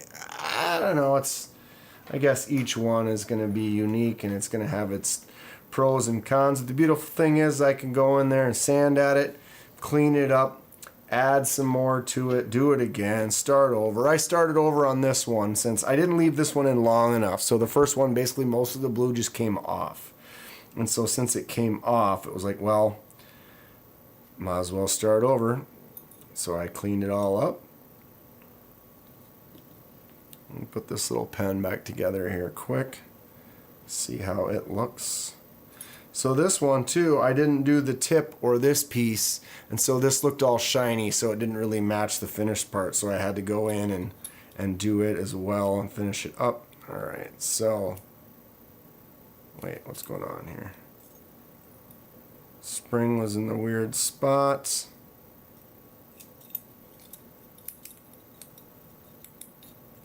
Going on.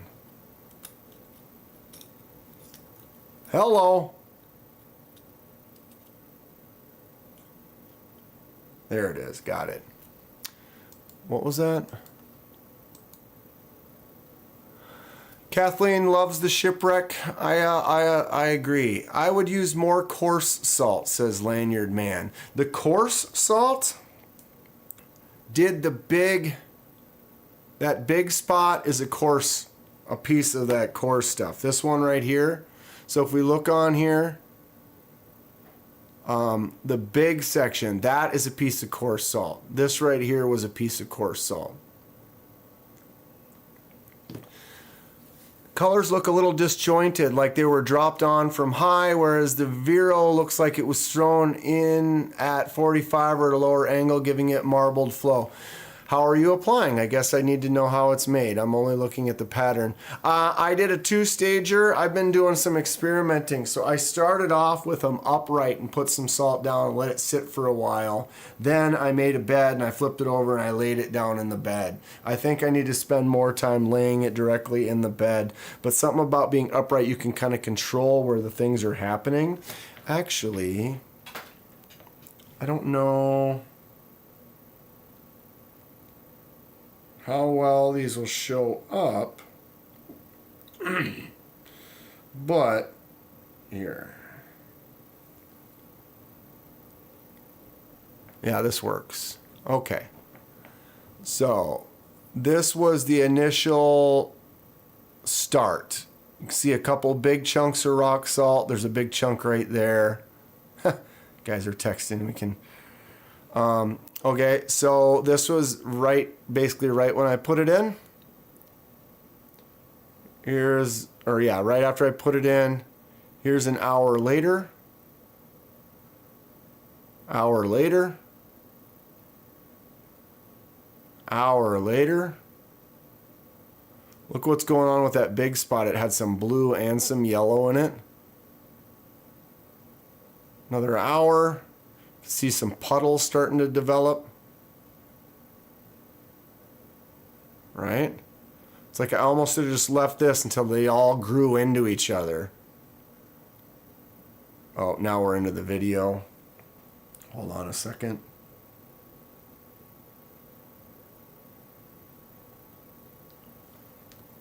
And so here's another one. Right when they were coming out.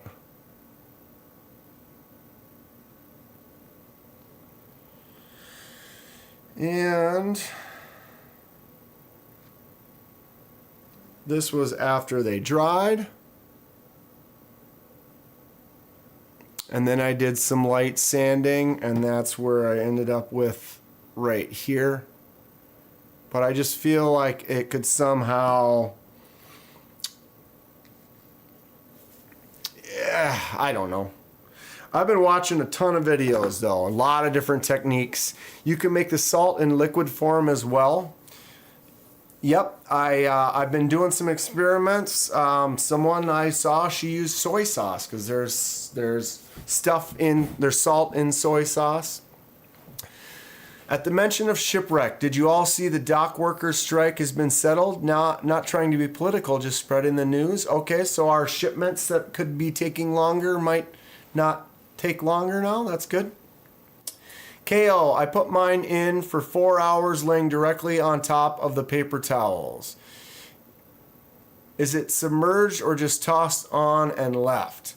When I had them upright, it was tossed on and they were left, and I put a lid over it. So there's paper towels in the bottom with the ammonia, and then they're suspended above that, and then I sealed it so that the ammonia swirls around in there and starts reacting. Then, after a few hours, I took them out and then laid them face down directly on top of the paper towels with some salt and ammonia spread throughout it. So it wasn't like sitting in liquid ammonia, it was sitting on top of paper towels soaked in ammonia with salt sprinkled on. I felt like we were looking at patient 0 watching the progression of an infection. Yes, exactly that. I'm thinking more and more that, like this, I believed in Lanyard Man said he just put this one in. He never did the upright part that I did. They just basically went straight in and down and let it go and just let it do its own thing and let it be where it is. That might be a way to go. I am an experimenter, so I'm going to continue to experiment, and whether they work or not. What the nice thing is we can sand these down, clean it up, and basically start over, which is what I did with this one here. Although the first one, I didn't leave it in long enough, and so it came off really, really easily. I also accidentally got a gloss instead of a matte top coat. And so I think I want to get some matte for the top coat. But the thing is this one I did the same thing. All those little dots are single grains of salt that reacted, but then it's spread around. I got blues and some green swirls and stuff. And I did that basically the same. Or actually, this one never touched paper towels. It was sitting in the vertical suspended way the whole time. So, yeah. Is that a Gravitas pocket pen? I don't know what brand these are. They're not too expensive. This was the first Shipwreck pen I did. I didn't even test it once we got it together here. Oops. Is it sticking?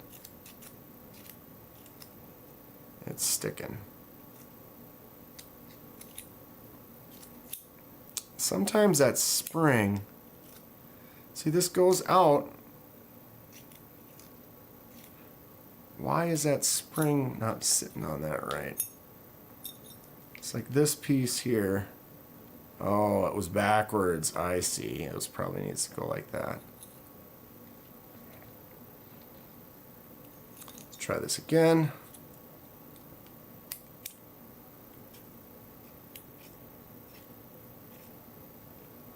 It's pushing through. Annoying. Man, this thing worked great right when I got it. And now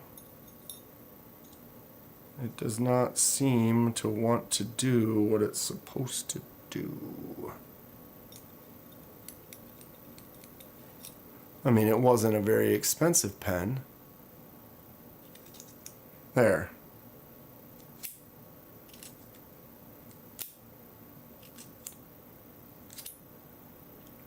All right, now it works. One-handed. So there it is. First Shipwreck pen. Looks pretty good. I actually kind of like that the blue is inside there as well, because you can see it when it's down like that. So I decided to leave that dot in there rather than try to sand it off. except for it's shiny right there. So I might go in there and put some paint or something on that because it's steel, so you can't really shipwreck that section right there.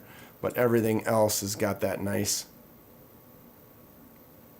interesting look. That'll be just something that was a good little test. I'm buying several things that are made out of brass and copper to do some more tests. Like I said, this pen right here.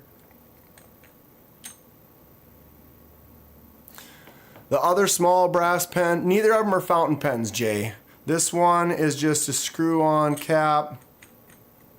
I think this one was like $15 or whatever on Amazon, and it's got a cartridge in it. Just as simple. Then you can unscrew the back, and then everything comes out of the inside, so it's just a couple of tubes. Nice little simple, clean look. And then this one here, same kind of deal. And then I can screw this out and pull out the inside. But just nice little pieces that we can use for some tests.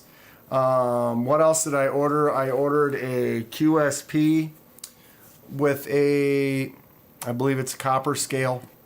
That should be coming in the mail tomorrow.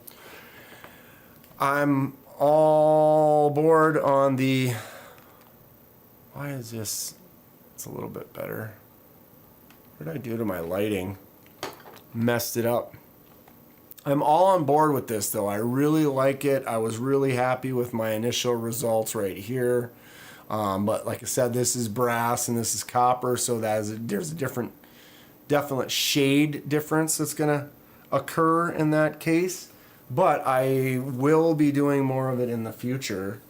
For those of you that have any input, feel free to message me. But it looks like the best thing that seems to work is you just put it face down directly into it. I want to try some different chemicals. I saw the one video I've watched, they talk about some different things more than just like ammonia and salt, vinegar, several things that can get different reactions that might give some different colors. The pen has an evenly sporadic pattern. The scales don't seem as evenly covered, which is probably why it bothers me. The pen is fabulous though, so you can 100% nail it once you refine the technique. Thank you. I appreciate that, laid off Pete, and that makes sense. And I'm kind of an artist where it's like I like to be able to control, and this is kind of one where you don't have control. So you kind of have to let it go. And I think I was enjoying putting it face up because I could really pick where that blue was going to start. Encoding overloaded. Consider turning down. Am I dropping frames or something? I just got a little note saying that my encoding is slow right now. I don't remember seeing that too often. It is a really fun process, and I really like these colors and shades. Isn't it supposed to be a random pattern? Yes.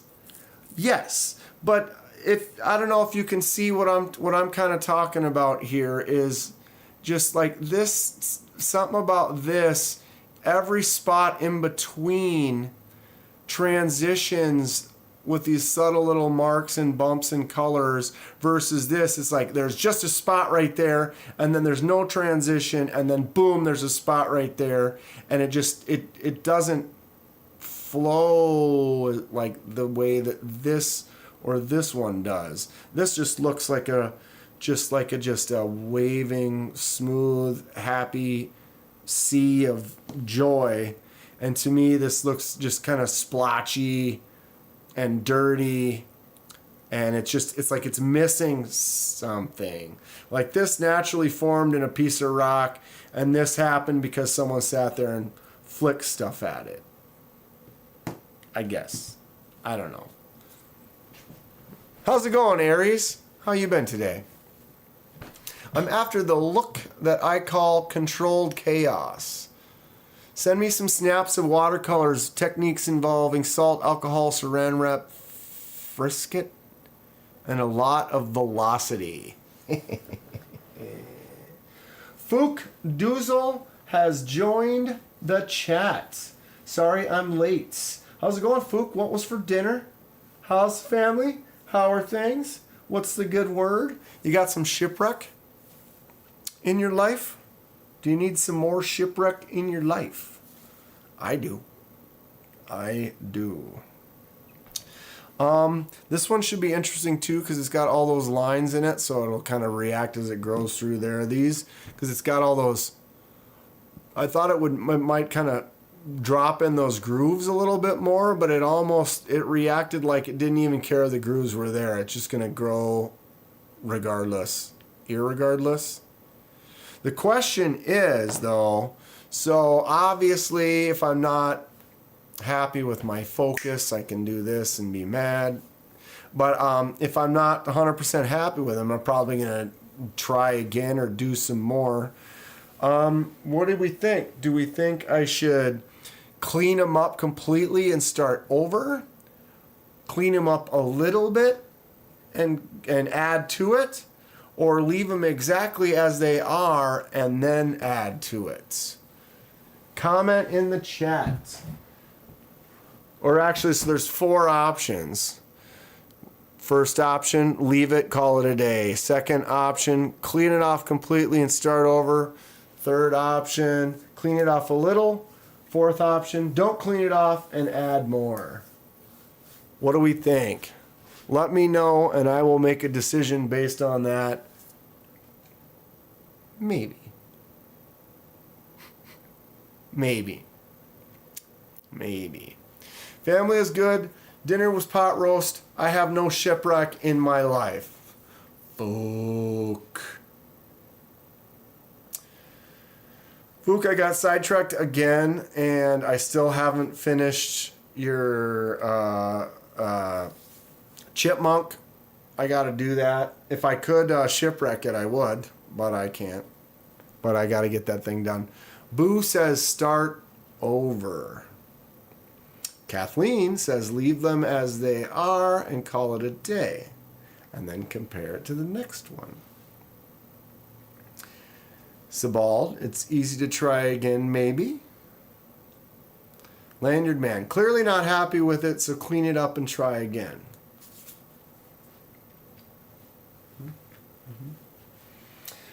Easy. Well, the thing is I am happy with some of it. I just feel like it needs something to really bring it together. You know, like you could have like a bun and some meat and put it together and eat it and it could be okay. But man, as soon as you add that mayo or that barbecue sauce in all the cracks and the grooves, it just brings it all together into this glorious sandwich experience. Yeah? That's what I'm talking. I missed the beginning, but if you aren't happy, try again. Try again. I'm not happy.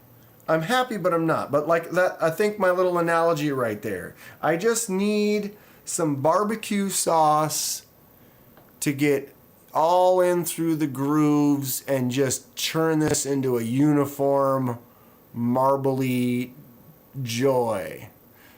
It's all about that sauce, right? It's all about that sauce. What's your favorite sauce? We need that special sauce, Kenman. What's everyone's favorite sauce? Do we need hot sauce? Do we need mayo? I mean, I do like some mayo on some stuff, but you don't want to put it on everything. Sounds like you know what you want to do.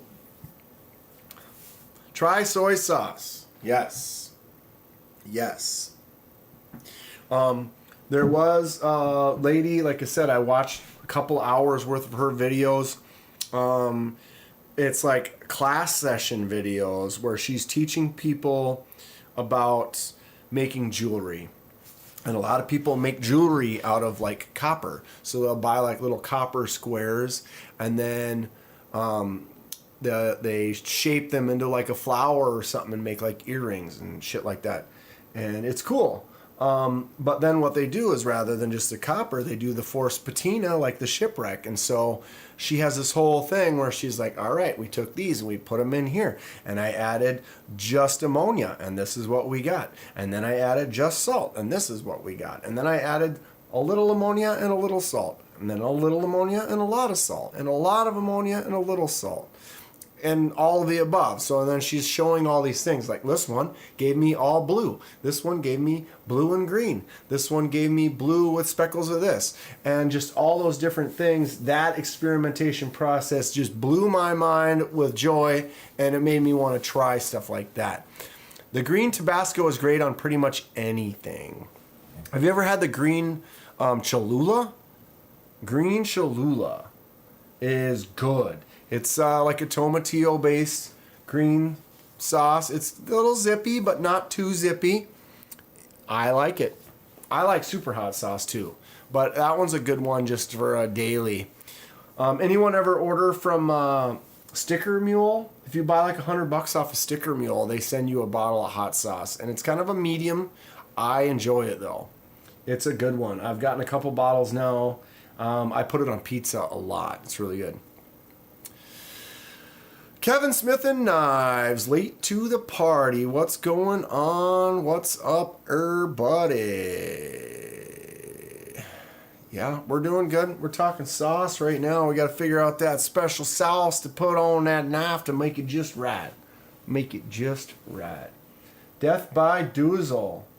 Only hot sauce worth using. I would like to try. Fook, we should do a hot sauce swap, huh? I'll send you a small bottle of mine. You send me a small bottle of yours. I have a few. And I have a few that are almost ready now. Most of them are ghost pepper based. Some of them are Reaper based. And some are habanero based. But most of them are ghost. Different types of ghosts. Sticker app is cheaper and does hollows. Sticker Mule does holographic stickers. I've got some. Not in front of me. I did get a little sample pack of holographic stickers from them. But yeah, they might be more expensive. I don't know. I haven't been on Sticker app. But I know that I started pricing some stickers. The next thing you know, every company that makes stickers is sending me their info. And it's like, ugh, my God. What I know is Sticker Mule makes some quality stickers. And when you buy a couple hundred of them, the price drops pretty good. Been pricing stickers, Sticker app. They seem to get great reviews and save some cash. I might try them next time or something, possibly. I ordered a few hundred of each when I did, and that'll last me a little while. I've been going through them. Actually, I'm almost halfway through the round ones, believe it or not. I did get some stickers recently. Got one from Titanium Justin with his sprinkles, which is cool. And then I got two from Iowa when I saw Iowa AK over the weekend at the Minnesota Knife Show. Free hugs.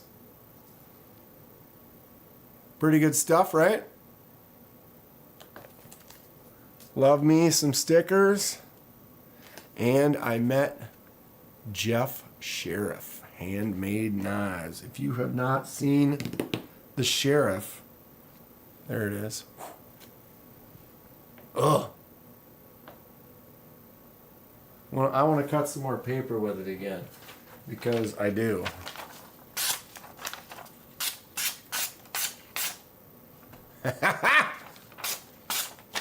Right? Tell me that's just not crazy happy sharp. Look at that polished, shiny edge. The Sheriff is in town. You will be seeing this thing cut lots of stuff. Look at that feel. Ugh. Just a huge handle, a small knife. This is a one-off little piece of perfection. I tell ya. Handmade by Jeff Sheriff himself. 154 cm in micarta.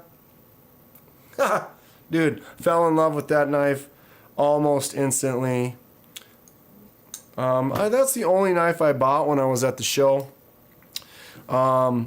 There were some really cool things there, but they were basically all fixed blades for the most part. Kitchen knives. And then because they were handmade by knife makers that are small independent companies, they most of them were fairly expensive. But the reality is they should be. You know, when you're someone who does it yourself, you're not blessed with a large company that can help get you supplies, parts, materials, equipment, the machines to do everything on, all stuff like that.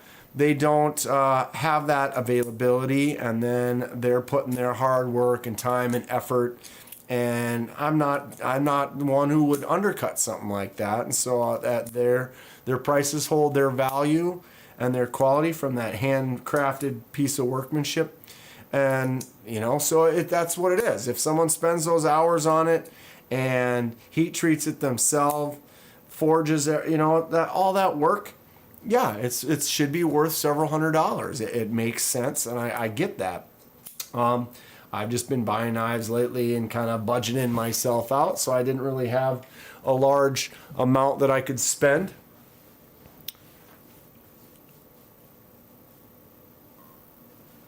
Soon to be released Finched Nocturnal. How much was the Sheriff? You wouldn't even believe me if I told you how much this was. I talked to Jeff for probably a half hour at least, and I went back a couple of times. But the initial time sitting there talking with him, getting to know him, was probably a good 30 minutes, right? And so sitting and talking to the guy, got to know him, kind of talked about stuff, knives, you know, my collection, blah, blah, blah.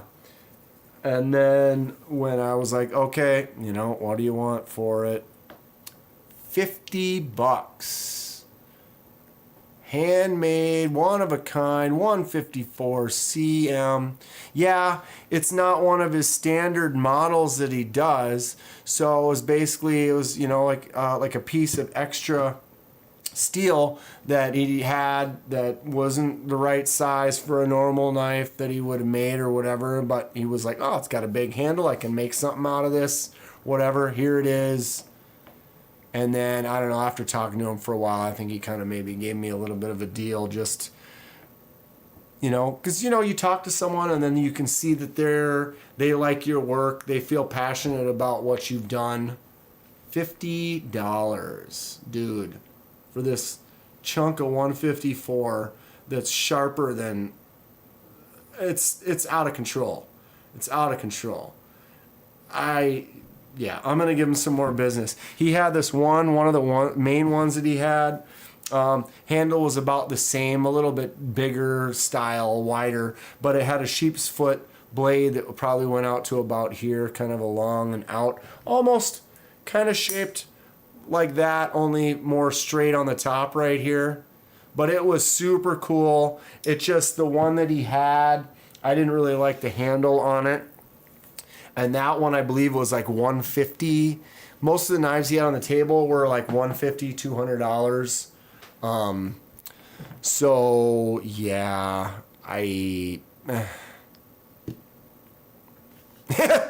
dude, it's just so cool, too. It feels so good in my hand. Like, my middle finger just sits in that spot right there. You just want to, I just want to tear through this. I mean, I could sit here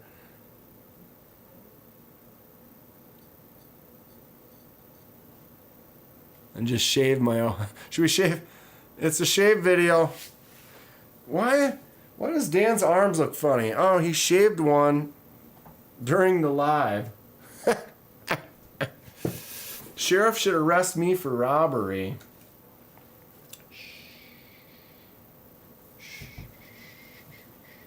Yeah, very awesome value.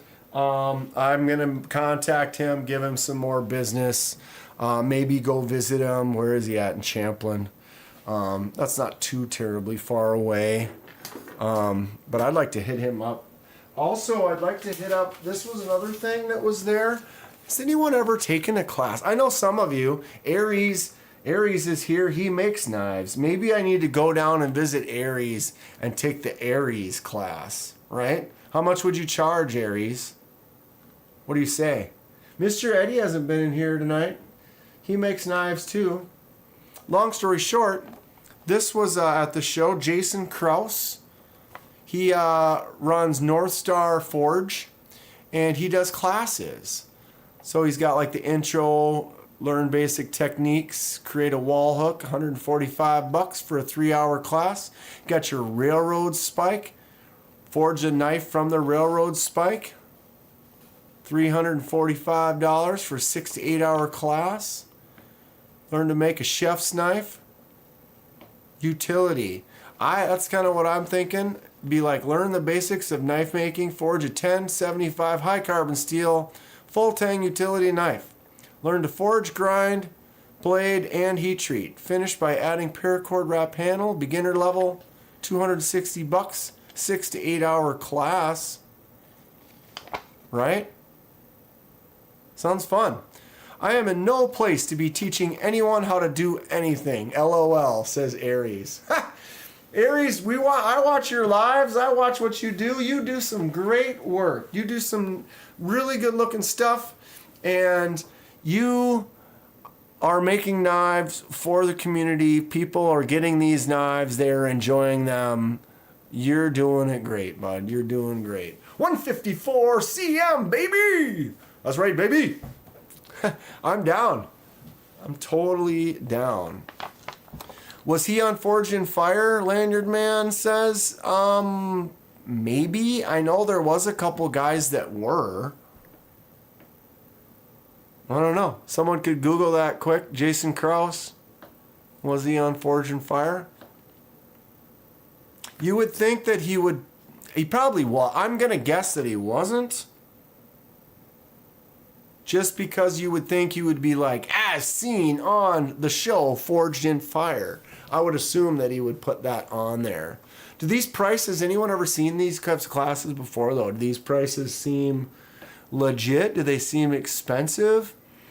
I mean, if you're walking in with nothing and then walking out the door with a knife that you built, yeah, it might be garbage because you built it poorly, but you did do it, so you got the value of the knife, the value of the experience. 700 seems a little spendy. I wonder why that one is 2 days. Learn how to make a rough forged 5 to 8 inch chef knife, more than perfect for kitchen use. 2-day class. I'm gonna say this one's 6 to 8 hours. 6 to 8 hours. A 2-day class. That sounds crazy. Kathleen, I think Dan could learn a lot from your process and you would have a great time with him in your shop. Kathleen, you're right. Listen to that lady. She knows what's up. I'd have to get out there though. That's the other thing too. I don't even know where Aries lives. But yeah, if he was close, I'd go visit anyone. If any of you guys were close, I'd love to visit. Talking about meeting up with Justin and Iowa AK again soon because they're about 4 hours south of here. Neil McKenzie's got to go back to work. Fook Doozle says he was on Forged in Fire. So there you go. You're taking a class from someone who was actually on the show. That's cool. Although I think it would be cooler to be with Aries. My shop is too small for 2 people. Florida. I haven't been down to Florida in a long time. I used to train for swimming down in Florida. Every year. Well, in college anyway.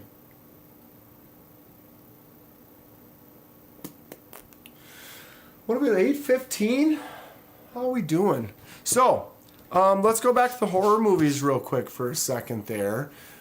Anybody here actually seen the movie Barbarian? And if not, and you do like horror movies, don't look up anything on it and just go watch it. I won't describe anything to it other than the fact that it is an interesting, strange ride that it takes you on. And the first section, I tell you, man, it gave me feelings. It was neat. It was neat. It's been a while since I've had. Those are fun. Back in the day, you know, when you're younger and you go downstairs to get something, and then you start going up the steps, and then you get like that tingle in the back of your spine, like someone's back there. You're gonna get. I should watch The Barbarian.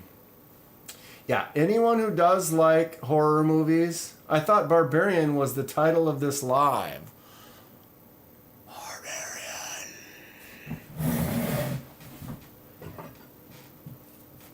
Barbarian. I mean, or is this more, this is Gladiator. This isn't Barbarian, this is Gladiator. Doll Strong Gladiator. I mean, why not? It's as big as my face. You can't even see my face. I will have to watch it. You remember Evil Dead? Evil Dead is one of the greatest. It's one of the top 10. Evil Dead 2, Army of Darkness. They are good ones. I will highly recommend that at any time. Bruce Campbell is a great actor he's great. He's fantastic. But I'm going to, throughout the month of October, I will constantly be watching, well, I always watch horror movies, but I watch even more horror movies. I recommend horror movies. I will challenge anyone to do the 31 days of October, watch a horror movie every day. No one has time for that. A couple of my buddies in League, though, are going to do it. So I'm going to be recommending things for them. Obviously, Texas Chainsaw Massacre is probably one of my favorite movies. If you haven't seen the original Chainsaw Massacre, check it out. This is from Stage Fright, 1987. Great slasher movie, Stage Fright. Very underrated. Not as many people know about that one. I love it. Great movie.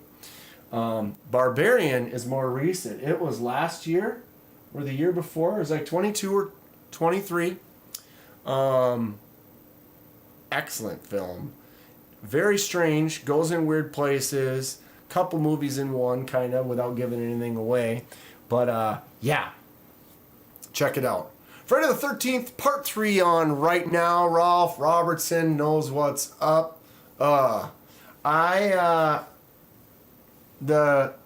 disco music for that on the beginning, that's really good stuff. Part 3 was the one in 3D. That's kind of one of my favorites. There's just something about it. It's the first one where Jason wears the hockey mask. He gets the hockey mask from Shelley. And yeah, that's a good one. Rolf's watching that right now. Boo Anderson says the original Strangers. Yeah, that's the one with Liv Tyler. And they're in the house. It's got a creep factor level 11 for sure. Jay Korskadin, Leprechaun, the Leprechaun. How about Leprechaun in the Hood? Where's me holes? Or Leprechaun in Space. They're all in space. Can anyone get that reference?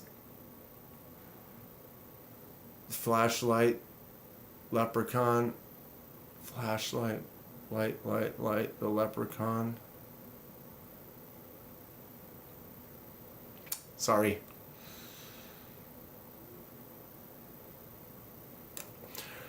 Fookdizzle recently watched Evil Dead Rise. I haven't seen that, believe it or not. I don't know why. I should watch that this month. I will. Evil Dead Rise.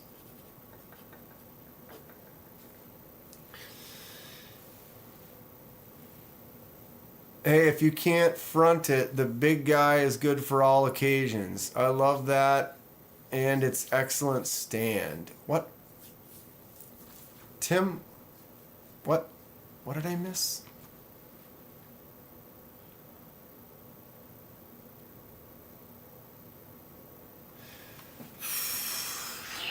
Wayne's World. He's always after me, Lucky Charms. It's a television commercial. Wait, that's not Wayne's World. Where is it? No. No, that's from, my God.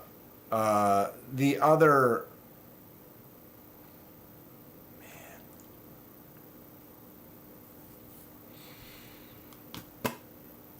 Danger is my middle name.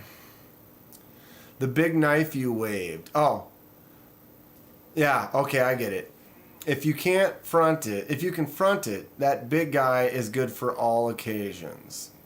Yeah, if it's ugh.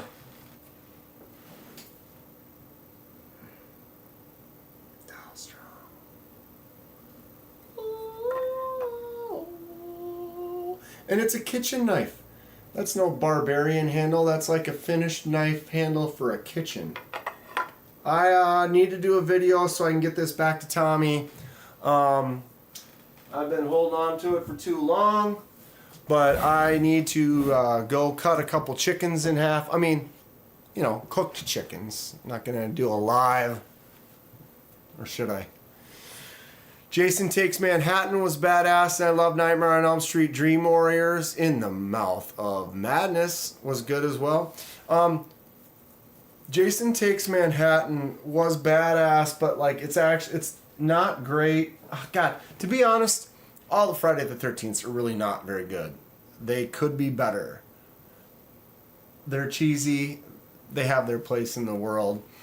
Jason Takes Manhattan, he's really only in Vancouver. But they're in New York for all of like 2 scenes because they couldn't afford to film all the other scenes. But it's got a good one. Jason on a boat. In the Mouth of Madness was a good flick. For sure. But will it keel? It will cut. I haven't watched that show in a while. Is it still got new shows or are they done? Are they still making new ones? You cut dragons with it. Oh my God. For sure. Hocus Pocus? Is that the one with Bet and what's her name? The 3 girls. God, I'm an idiot. Can't remember anything right now.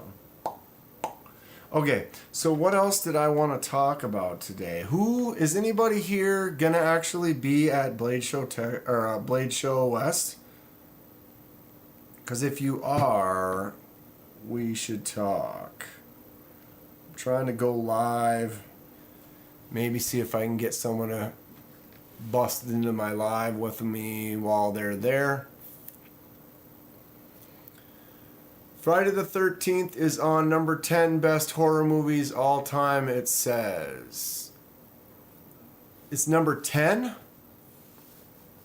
Friday the 13th is number 10 on the best horror movies. Top 10. I wonder what they say is number, what are the, oh, they're 9.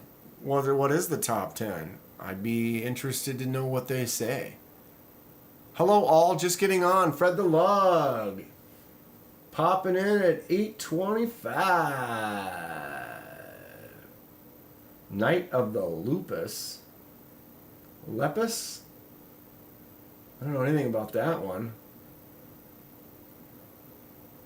But yeah, definitely Friday the 13th.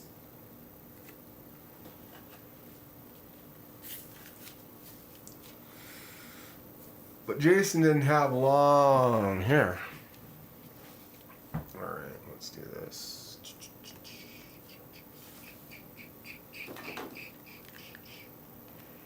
Oh yeah, here we go. Here we go, solo. Now we wait for someone who's just hanging out, looking for something to do, and they pop into the live and they've never been on before. Will they know, like, is this a knife channel?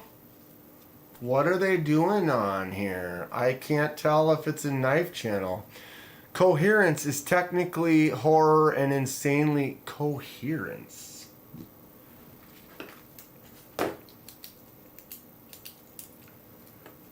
Coherence. I've never heard of that one. I will look that up. Oh, did I just go ahead and... Coherence. We're going to have to look that up. The Conjuring. Yep. Coherence. Coherence. Phantasm. Sugar Weasel Dad. Good old Phantasm. I love the Phantasm movies. I was not into those at first. But after I got into the Phantasm, now I've gone through, rewatched them all. They are great. Laid Off Pete says it's very good, so we got to watch Coherence. The Babadook 2014. Sebald, I really enjoyed Babadook. That was a good one. Binge watched all the Phantasm series with some friends a few years back. Awesomely terrible, especially the later ones. Yeah, but what's his name? Jerry? The Ice Cream Man. He becomes badass. Sebald. Number 5 is The Witch. Number 4, The Shining. Okay, yeah. So Sebald's going down the list. Number 9, Conjure. Number 10, Friday the 13th. Number 9, I missed. Conjuring. Number 8, Dawn of the Dead. 7, Babadook. 6, Hills Have Eyes. 5, The Witch. 4, The Shining. 3, Exorcist. 2, Jaws. Number 1, Alien. I liked Aliens better. I like the second Alien more than the first one. I like Friday the 13th Part 2 more than Part 1. Got to keep that knife out, huh? That'll keep it going. Reggie. It was Reggie. I'm losing my brain. Reggie is the Ice Cream Man from the Phantasm movies. He turns from an ice cream man into a badass. And it's all because he plays the guitar and he knows how to do a tuning fork. And because he knows the tuning fork, he knows how to control and touch the bars and cross over into the other world where the Jawas are. Right? People are like, dude, what in the hell is this movie? My dad's best friend looks like the dude from the funeral home. He looks like Angus Scrimm. Rad. Even Color Out of Space with Nick Cage. Even Color Out of Space with Nick Cage. I don't know that one. Jaws is definitely... Bravo's top 100. Jaws was number 1. And I would say Jaws is probably top 5 for sure. It's definitely a solid movie. It's got a lot of real fun to it. And it gets you really where it counts. It just seems like it feels more real versus I don't know, does this seem real? Or do I need to hold it like this? Yeah, I don't know. I feel like it's more like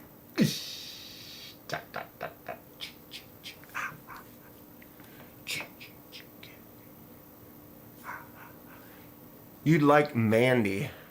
She sounds cute. Candyman was a good one. I definitely liked Candyman. Didn't they redo Candyman? I'm pretty sure they redid Candyman, and it did not. I don't know how well it did because I don't know. Need some blood on the knife. You just kind of fucking just.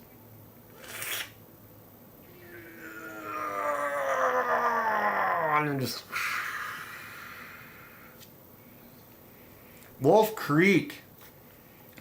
Sugar Weasel. Wolf Creek was good. Mandy. I don't know Mandy. Let me write that one down. Wolf Creek was about the dude in Australia. That one was creepy. Head on a stick. Paralyzes her so she's still alive but she can't move. Head on a stick.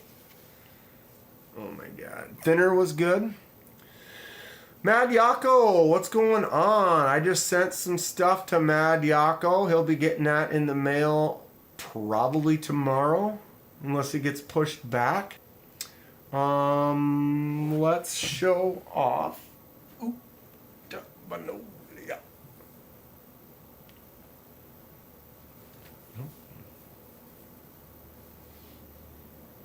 Nope. Woo! I'm alive! He's alive! Alive! Okay, hold on. Split.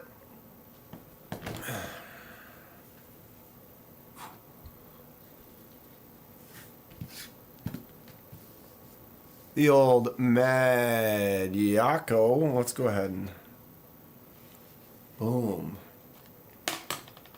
So, Mad Yako on YouTube, handmade in Ohio.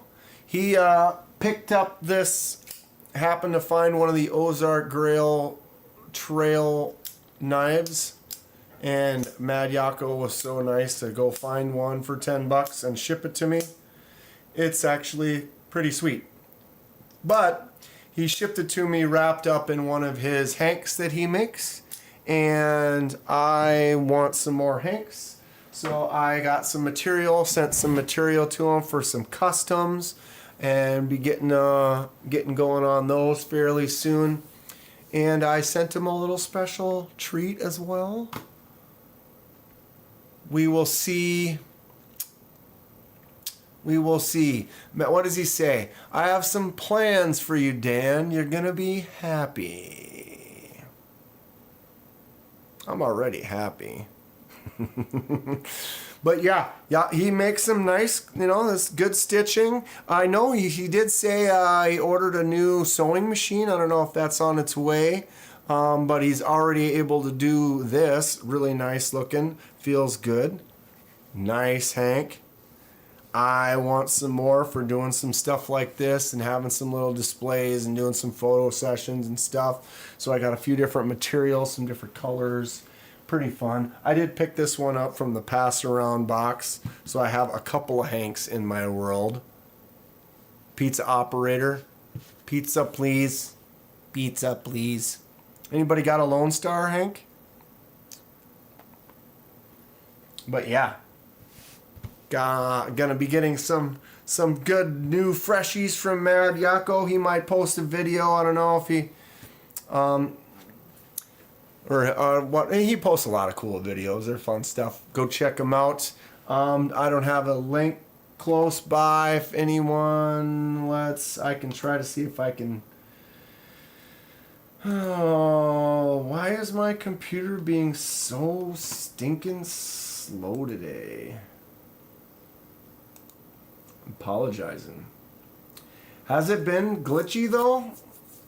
Nobody really said whether it was or not. So maybe it's been alright.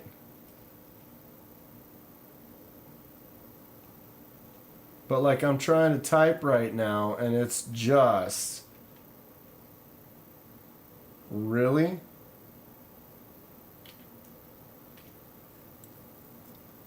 It's slow. Mad Yako, I'm going to do a big old Hank drop after I make Hanks this weekend. Very cool. Alright, there we go. Boom, boom. Copy.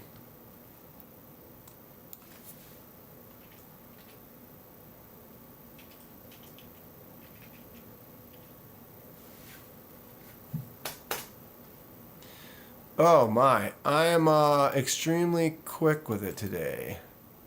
Paste.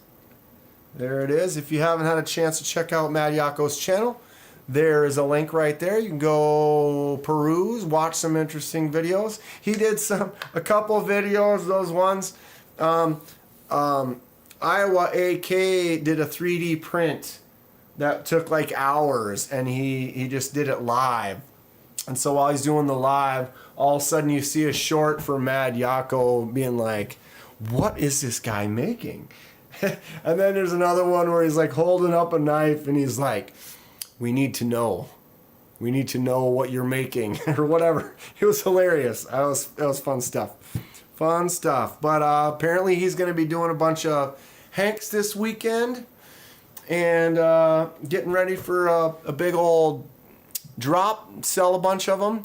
Giveaway Saturday, 7 p.m. Eastern time. So if you are free at this Saturday at 7 p.m., I will see if I can make that.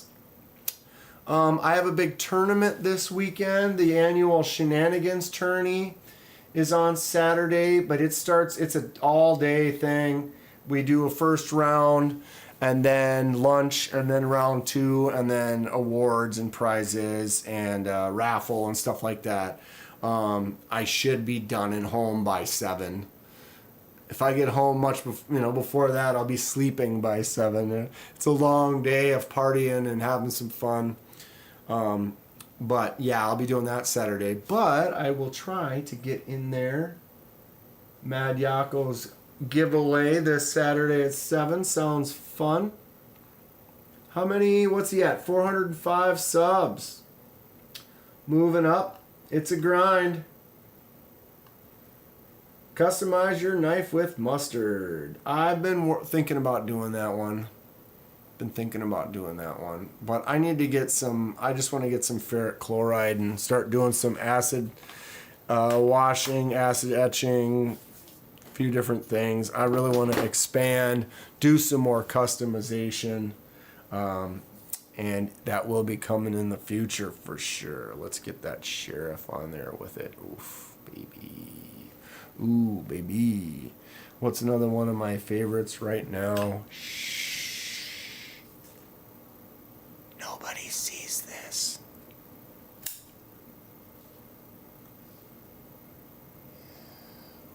Baby. Don't be screenshotting and like blowing it up and getting me in trouble now. I don't want to get in trouble with Kaiser.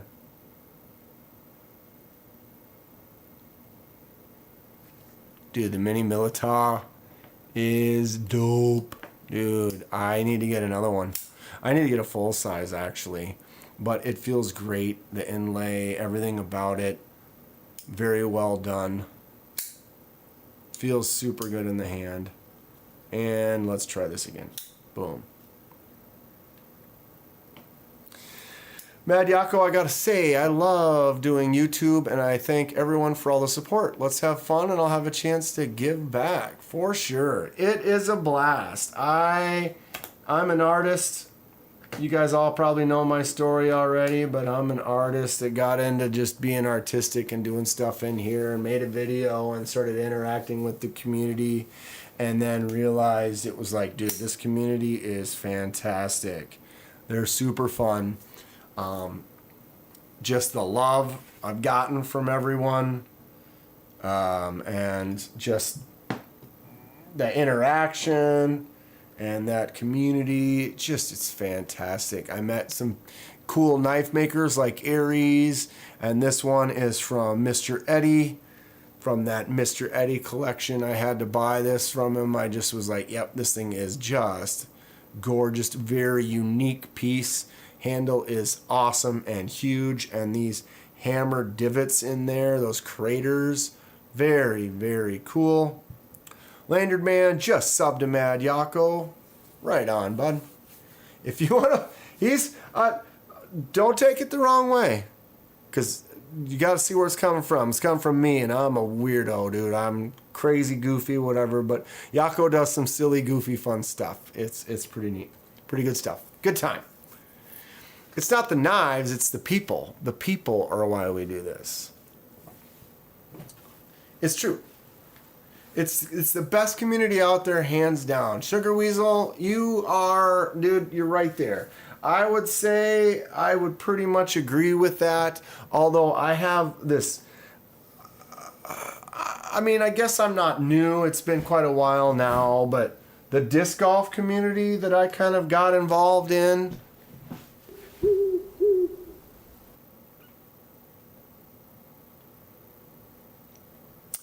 thank you, Sugar Weasel Dad. Gifted 1 membership. Who got it? Floyd Miller. Congratulations, Floyd. Welcome. You are now in the club. That is a D2 membership that'll last for a month. You do get some emojis with that if you're interested.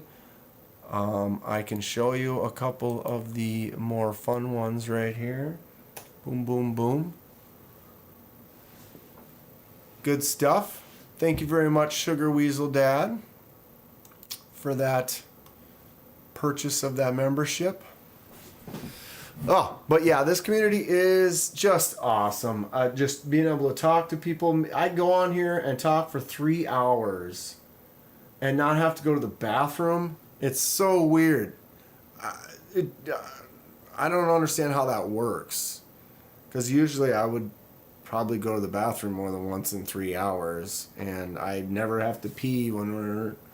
One of these days I'm gonna have to take a dump or something. We'll cross that bridge when we come to it. Boo's got to call it a night. Thanks for hanging out, Boo. Boo! Did I scare you? Watch a horror movie and report back to me. All of you are on assignment. You're required to watch at least 1 horror movie by next week, if not 3 or 4, and then come back and report on it. If you want a new one, Barbarian. You want an old one? Stage Fright, 1987. Also known as Aquarius, but you should be able to find it under Stage Fright. It's a giallo film. It's Italian. It's overdubbed, and that's part of the charm. Definitely part of the charm. The soundtrack is amazing as well. Killer Clowns from Outer Space is great, Arkansas. What's going on, Arkansas? How you doing? But yeah, everyone's on assignment. You have to watch at least 2, 3. I love the VHS movies, says Mad Yako. If anybody watches like the Dead Meat channel on YouTube, they talk about horror movies. They do the kill counts. So they break down movies and tell you all the kills in the movies, and they just like talk about horror movies, and they do fun games and stuff like that. It's a good channel. They've been covering the VHS movies, and I realize that there's a lot of them and I haven't seen them all. So I need to start catching up because some of those are fun. They're definitely, they're like, I can't remember the word. Arkansas has been lurking and cooking dinner. What'd you cook? They're like Creep Show in that they're like anthology movies or whatever. So it's like basically like 4 or 5 movies, like 4 or 5 short stories that make one big movie. You know, and a lot of the movies like that, you know, like Creep Show, and there it's like they have the main story, and then that main story breaks to the other stories, and then after a story they go back to the main, like back to the Crypt Keeper, and then back to the story, and then back to the Crypt Keeper, kind of a thing. But those are fun because then, you know, maybe you don't like one of the stories, but then boom, 20 minutes later they bump into another one. You might love that one. Ghoulies, all the Ghoulies movies are really fun. There's a couple of those. That was when they made a lot of wet puppets back in the day. The only good puppet is a wet puppet, right? Ghoulies and Critters and obviously Gremlins and yeah. Meatloaf, green beans, and homemade JoJo's. And now I'm starving. Meatloaf sounds good. We talked about meatloaf once. Where's my cake, Bedelia? Sin City and Fear and Loathing are my favorite shroom movies. LOL. Well, that's a completely different kind of movie. You ever see Live in Pompeii? Pink Floyd, Live in Pompeii. It was, what is it? It was right after The Wall, right before Dark Side of the Moon. While they're recording Dark Side of the Moon, they flew out all their equipment to Pompeii and then performed a concert for no one.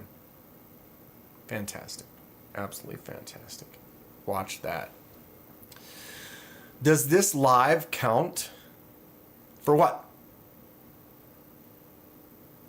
Does this live count? He asked again. Does it count for what? For a horror movie?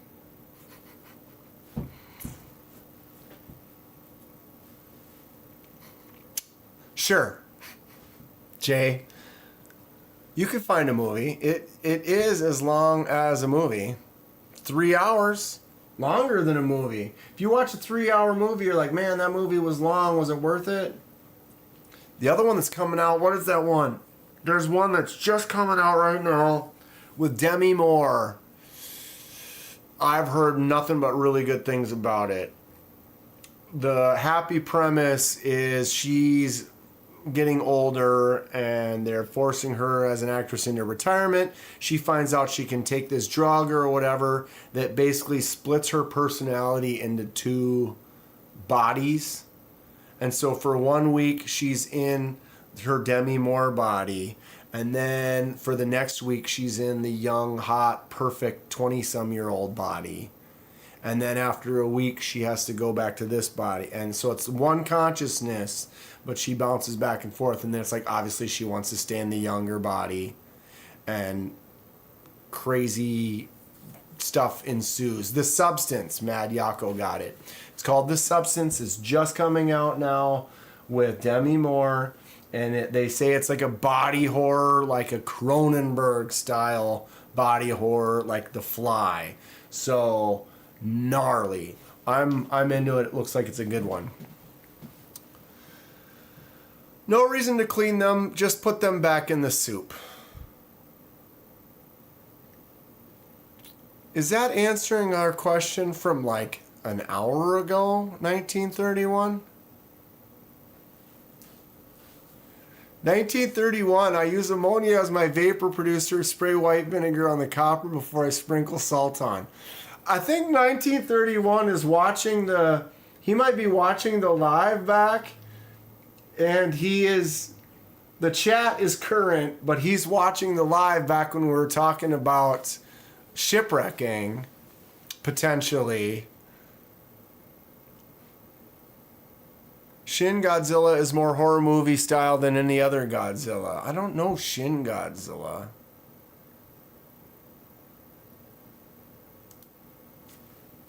Hold on, let's message 1931.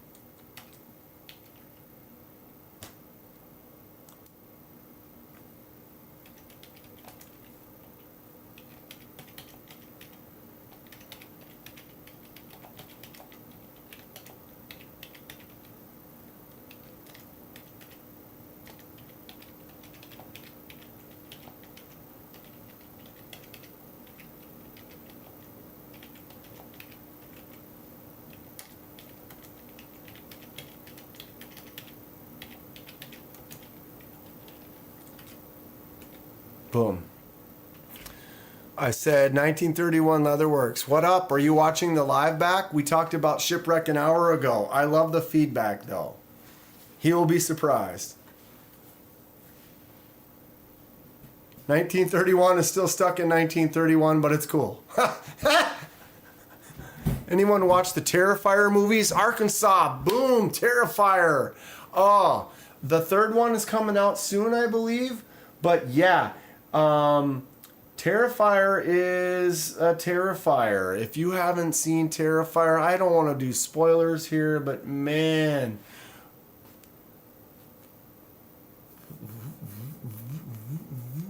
Right? What? Straight up sawed in half. Man. LOL, I guess I'm watching the playback.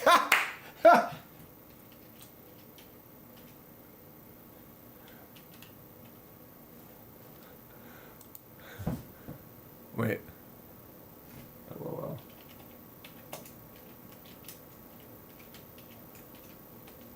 We're talking to past. Leatherworks is in the past. I'm going to do that. Hold on, Ed.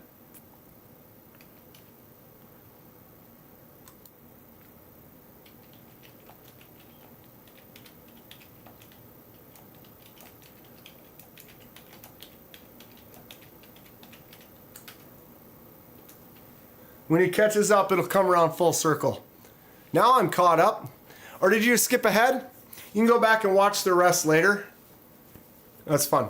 I was like, wait a minute, he's talking about shipwreck stuff. We haven't.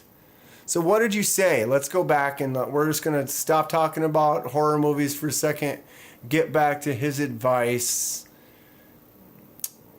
Where is it? No reason to clean them, just put them back in. So yeah, that's what Leatherworks is saying. Don't clean them. We're just going to drop them back in as is. Maximum Overdrive is an October classic, Sugar Weasel. So then he uses ammonia as vapor producer and sprayed white vinegar on the copper before I sprinkle salt on. Neat. So Leatherworks, so do you lay them face down on there, or do you just let the vapors come up and onto it?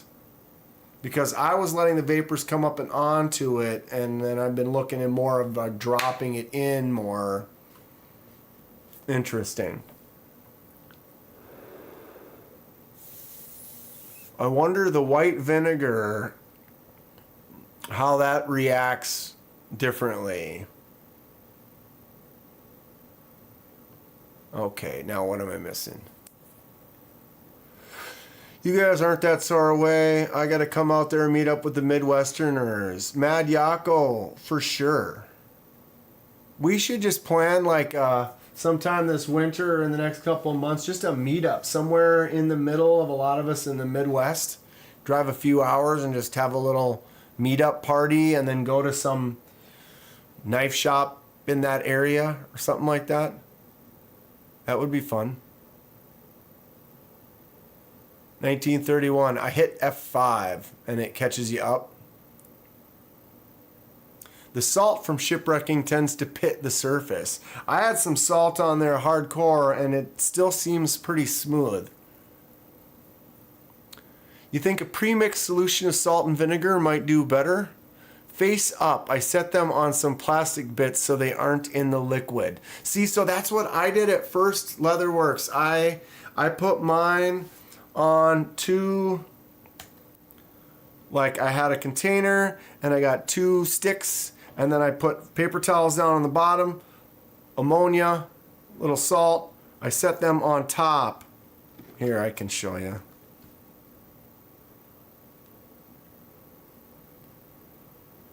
I'm definitely an experimenter, so I'm all about messing around. So here was, I had just some salt and some larger salt on top. Hour later, hour later, hour later. You can start to see the puddles starting to form. Vinegar brings out a green. See, so that's what I need. Is because I think right now, so here's my container. So you can see it was sitting on the sticks. Right? And then the vapors were going around.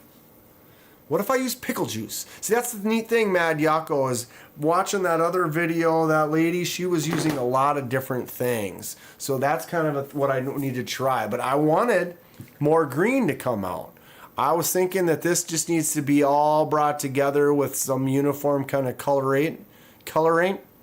And so maybe if I put those in there and then spritz on some, white vinegar, that might be the move. Leatherworks does leave them face up though.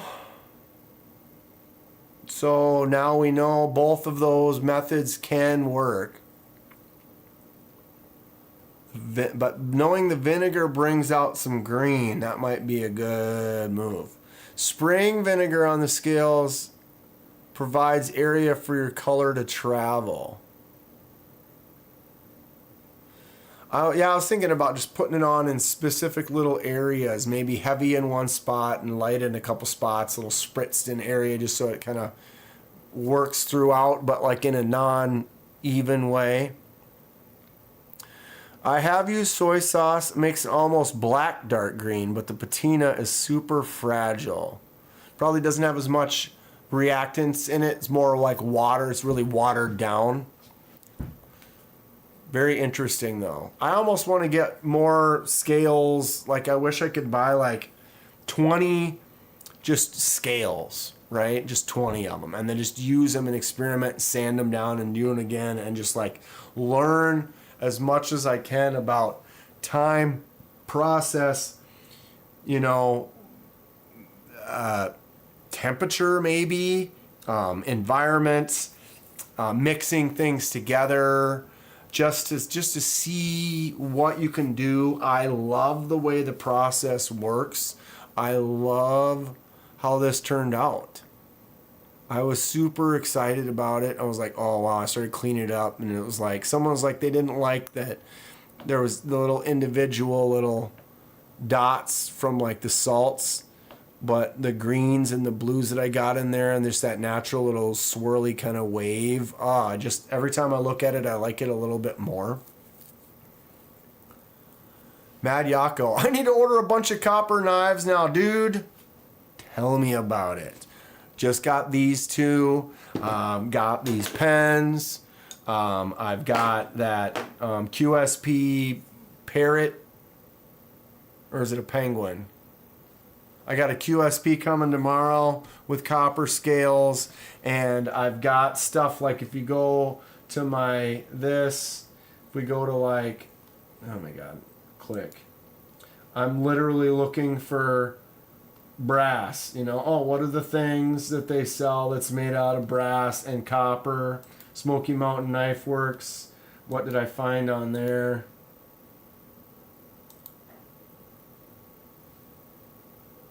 This Rough Rider copper Warncliffe. I've never bought a Rough Rider liner lock with a flipper tab.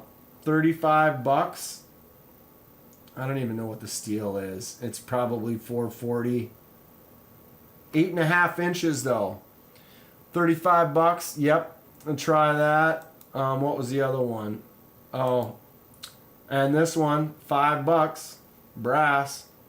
Little 3-inch brass knife for $6.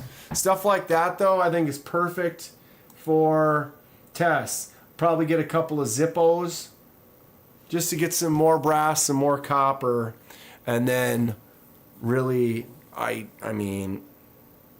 want to do this. I want to do this. I want this to be more. We're going to ammoniaize. We're ammonia-izing that. But dude, this, I don't know, when Lanyard Mans came to me and I opened this up and looked at it, I instantly fell in love. Nothing is a guarantee with shipwrecking. Oh, I believe that completely. But you tend to get, like the salt does create the blue. Some of the colors, I've been watching some things in green with the vinegar. I saw the one lady was talking about that as well. So it'll be fun to test. I love the looks. They look really cool. They're just fun. It's super fun. And that's why I'm just not happy with this. A couple of people said they thought it was cool. They thought it looks nice. I just feel like there's something that needs to happen to bring it all together a little bit more.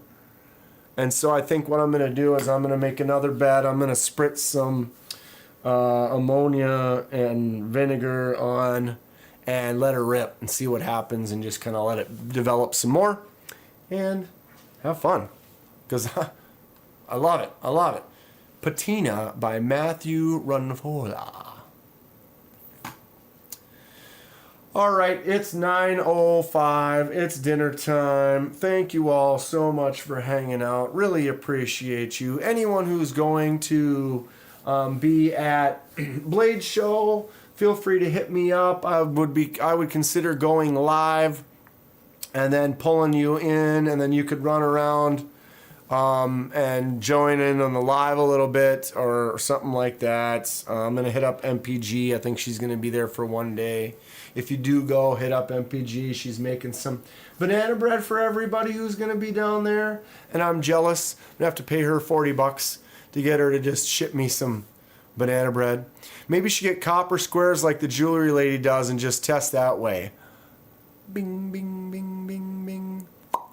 Kathleen is genius. Yep, I think I just need to go and pick up a bunch of copper squares and mess around. Twisted Sis, good to see you. Didn't know you were in here. Ralph, 1931 Leatherworks, Paul, Seabald, Sugar Weasel, Kathleen. You people are fantastic. Greg, just smashing like and saying hi, bye, everybody, have a good night. Greg, if you're still here, I didn't give you tracking. You should be getting it tomorrow. Comment right now, Greg, if you heard that. But you should be getting it tomorrow. He loves you tomorrow.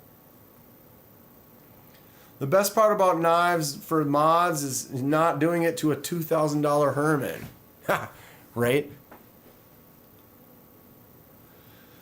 There's a great book on it. I missed that message. You can soak a cloth in ammonia, put foliage on it, wrap it up, tie it up, bury it for a while. Yeah, I saw one lady, Leatherworks. That's basically what she does. Is she does the jewelry, and she would take one and like wrap it in leaves, and then squirt a little bit of ammonia or vinegar in there, wrap that in a cloth, and then bind that with rubber bands, and then put that in a bag, squeeze it up, and then let it sit and come up with some really neat stuff. What a fun process. I'm excited to try out some more. Kenman, peace out, brother. Take care. Have a great night. Brian F. sneaking in at the end. I'm about to end. Thank you for stopping by, though, quick. Jumping in the chat. I appreciate you. Go watch a horror movie. Everyone go watch a horror movie. No Lefty tonight. Is that why everyone's hanging out still here? Haven't left to go to see Lefty yet? I'm just kidding. But yeah, everyone go watch. My friend wants it. She thinks it's super dope. Well, you know, if someone does something nice and then you do something, I mean, you're just paying it. You just keep on pushing it. It is super great. You're going to get it in your hand, then you're going to be like, okay, this is pretty choice. Pretty cool stuff. All right, everyone watch a horror movie or 2 or 3 and report back to me. I'm out. Thank you all very much. Stage Fright and Barbarian. Can't go wrong.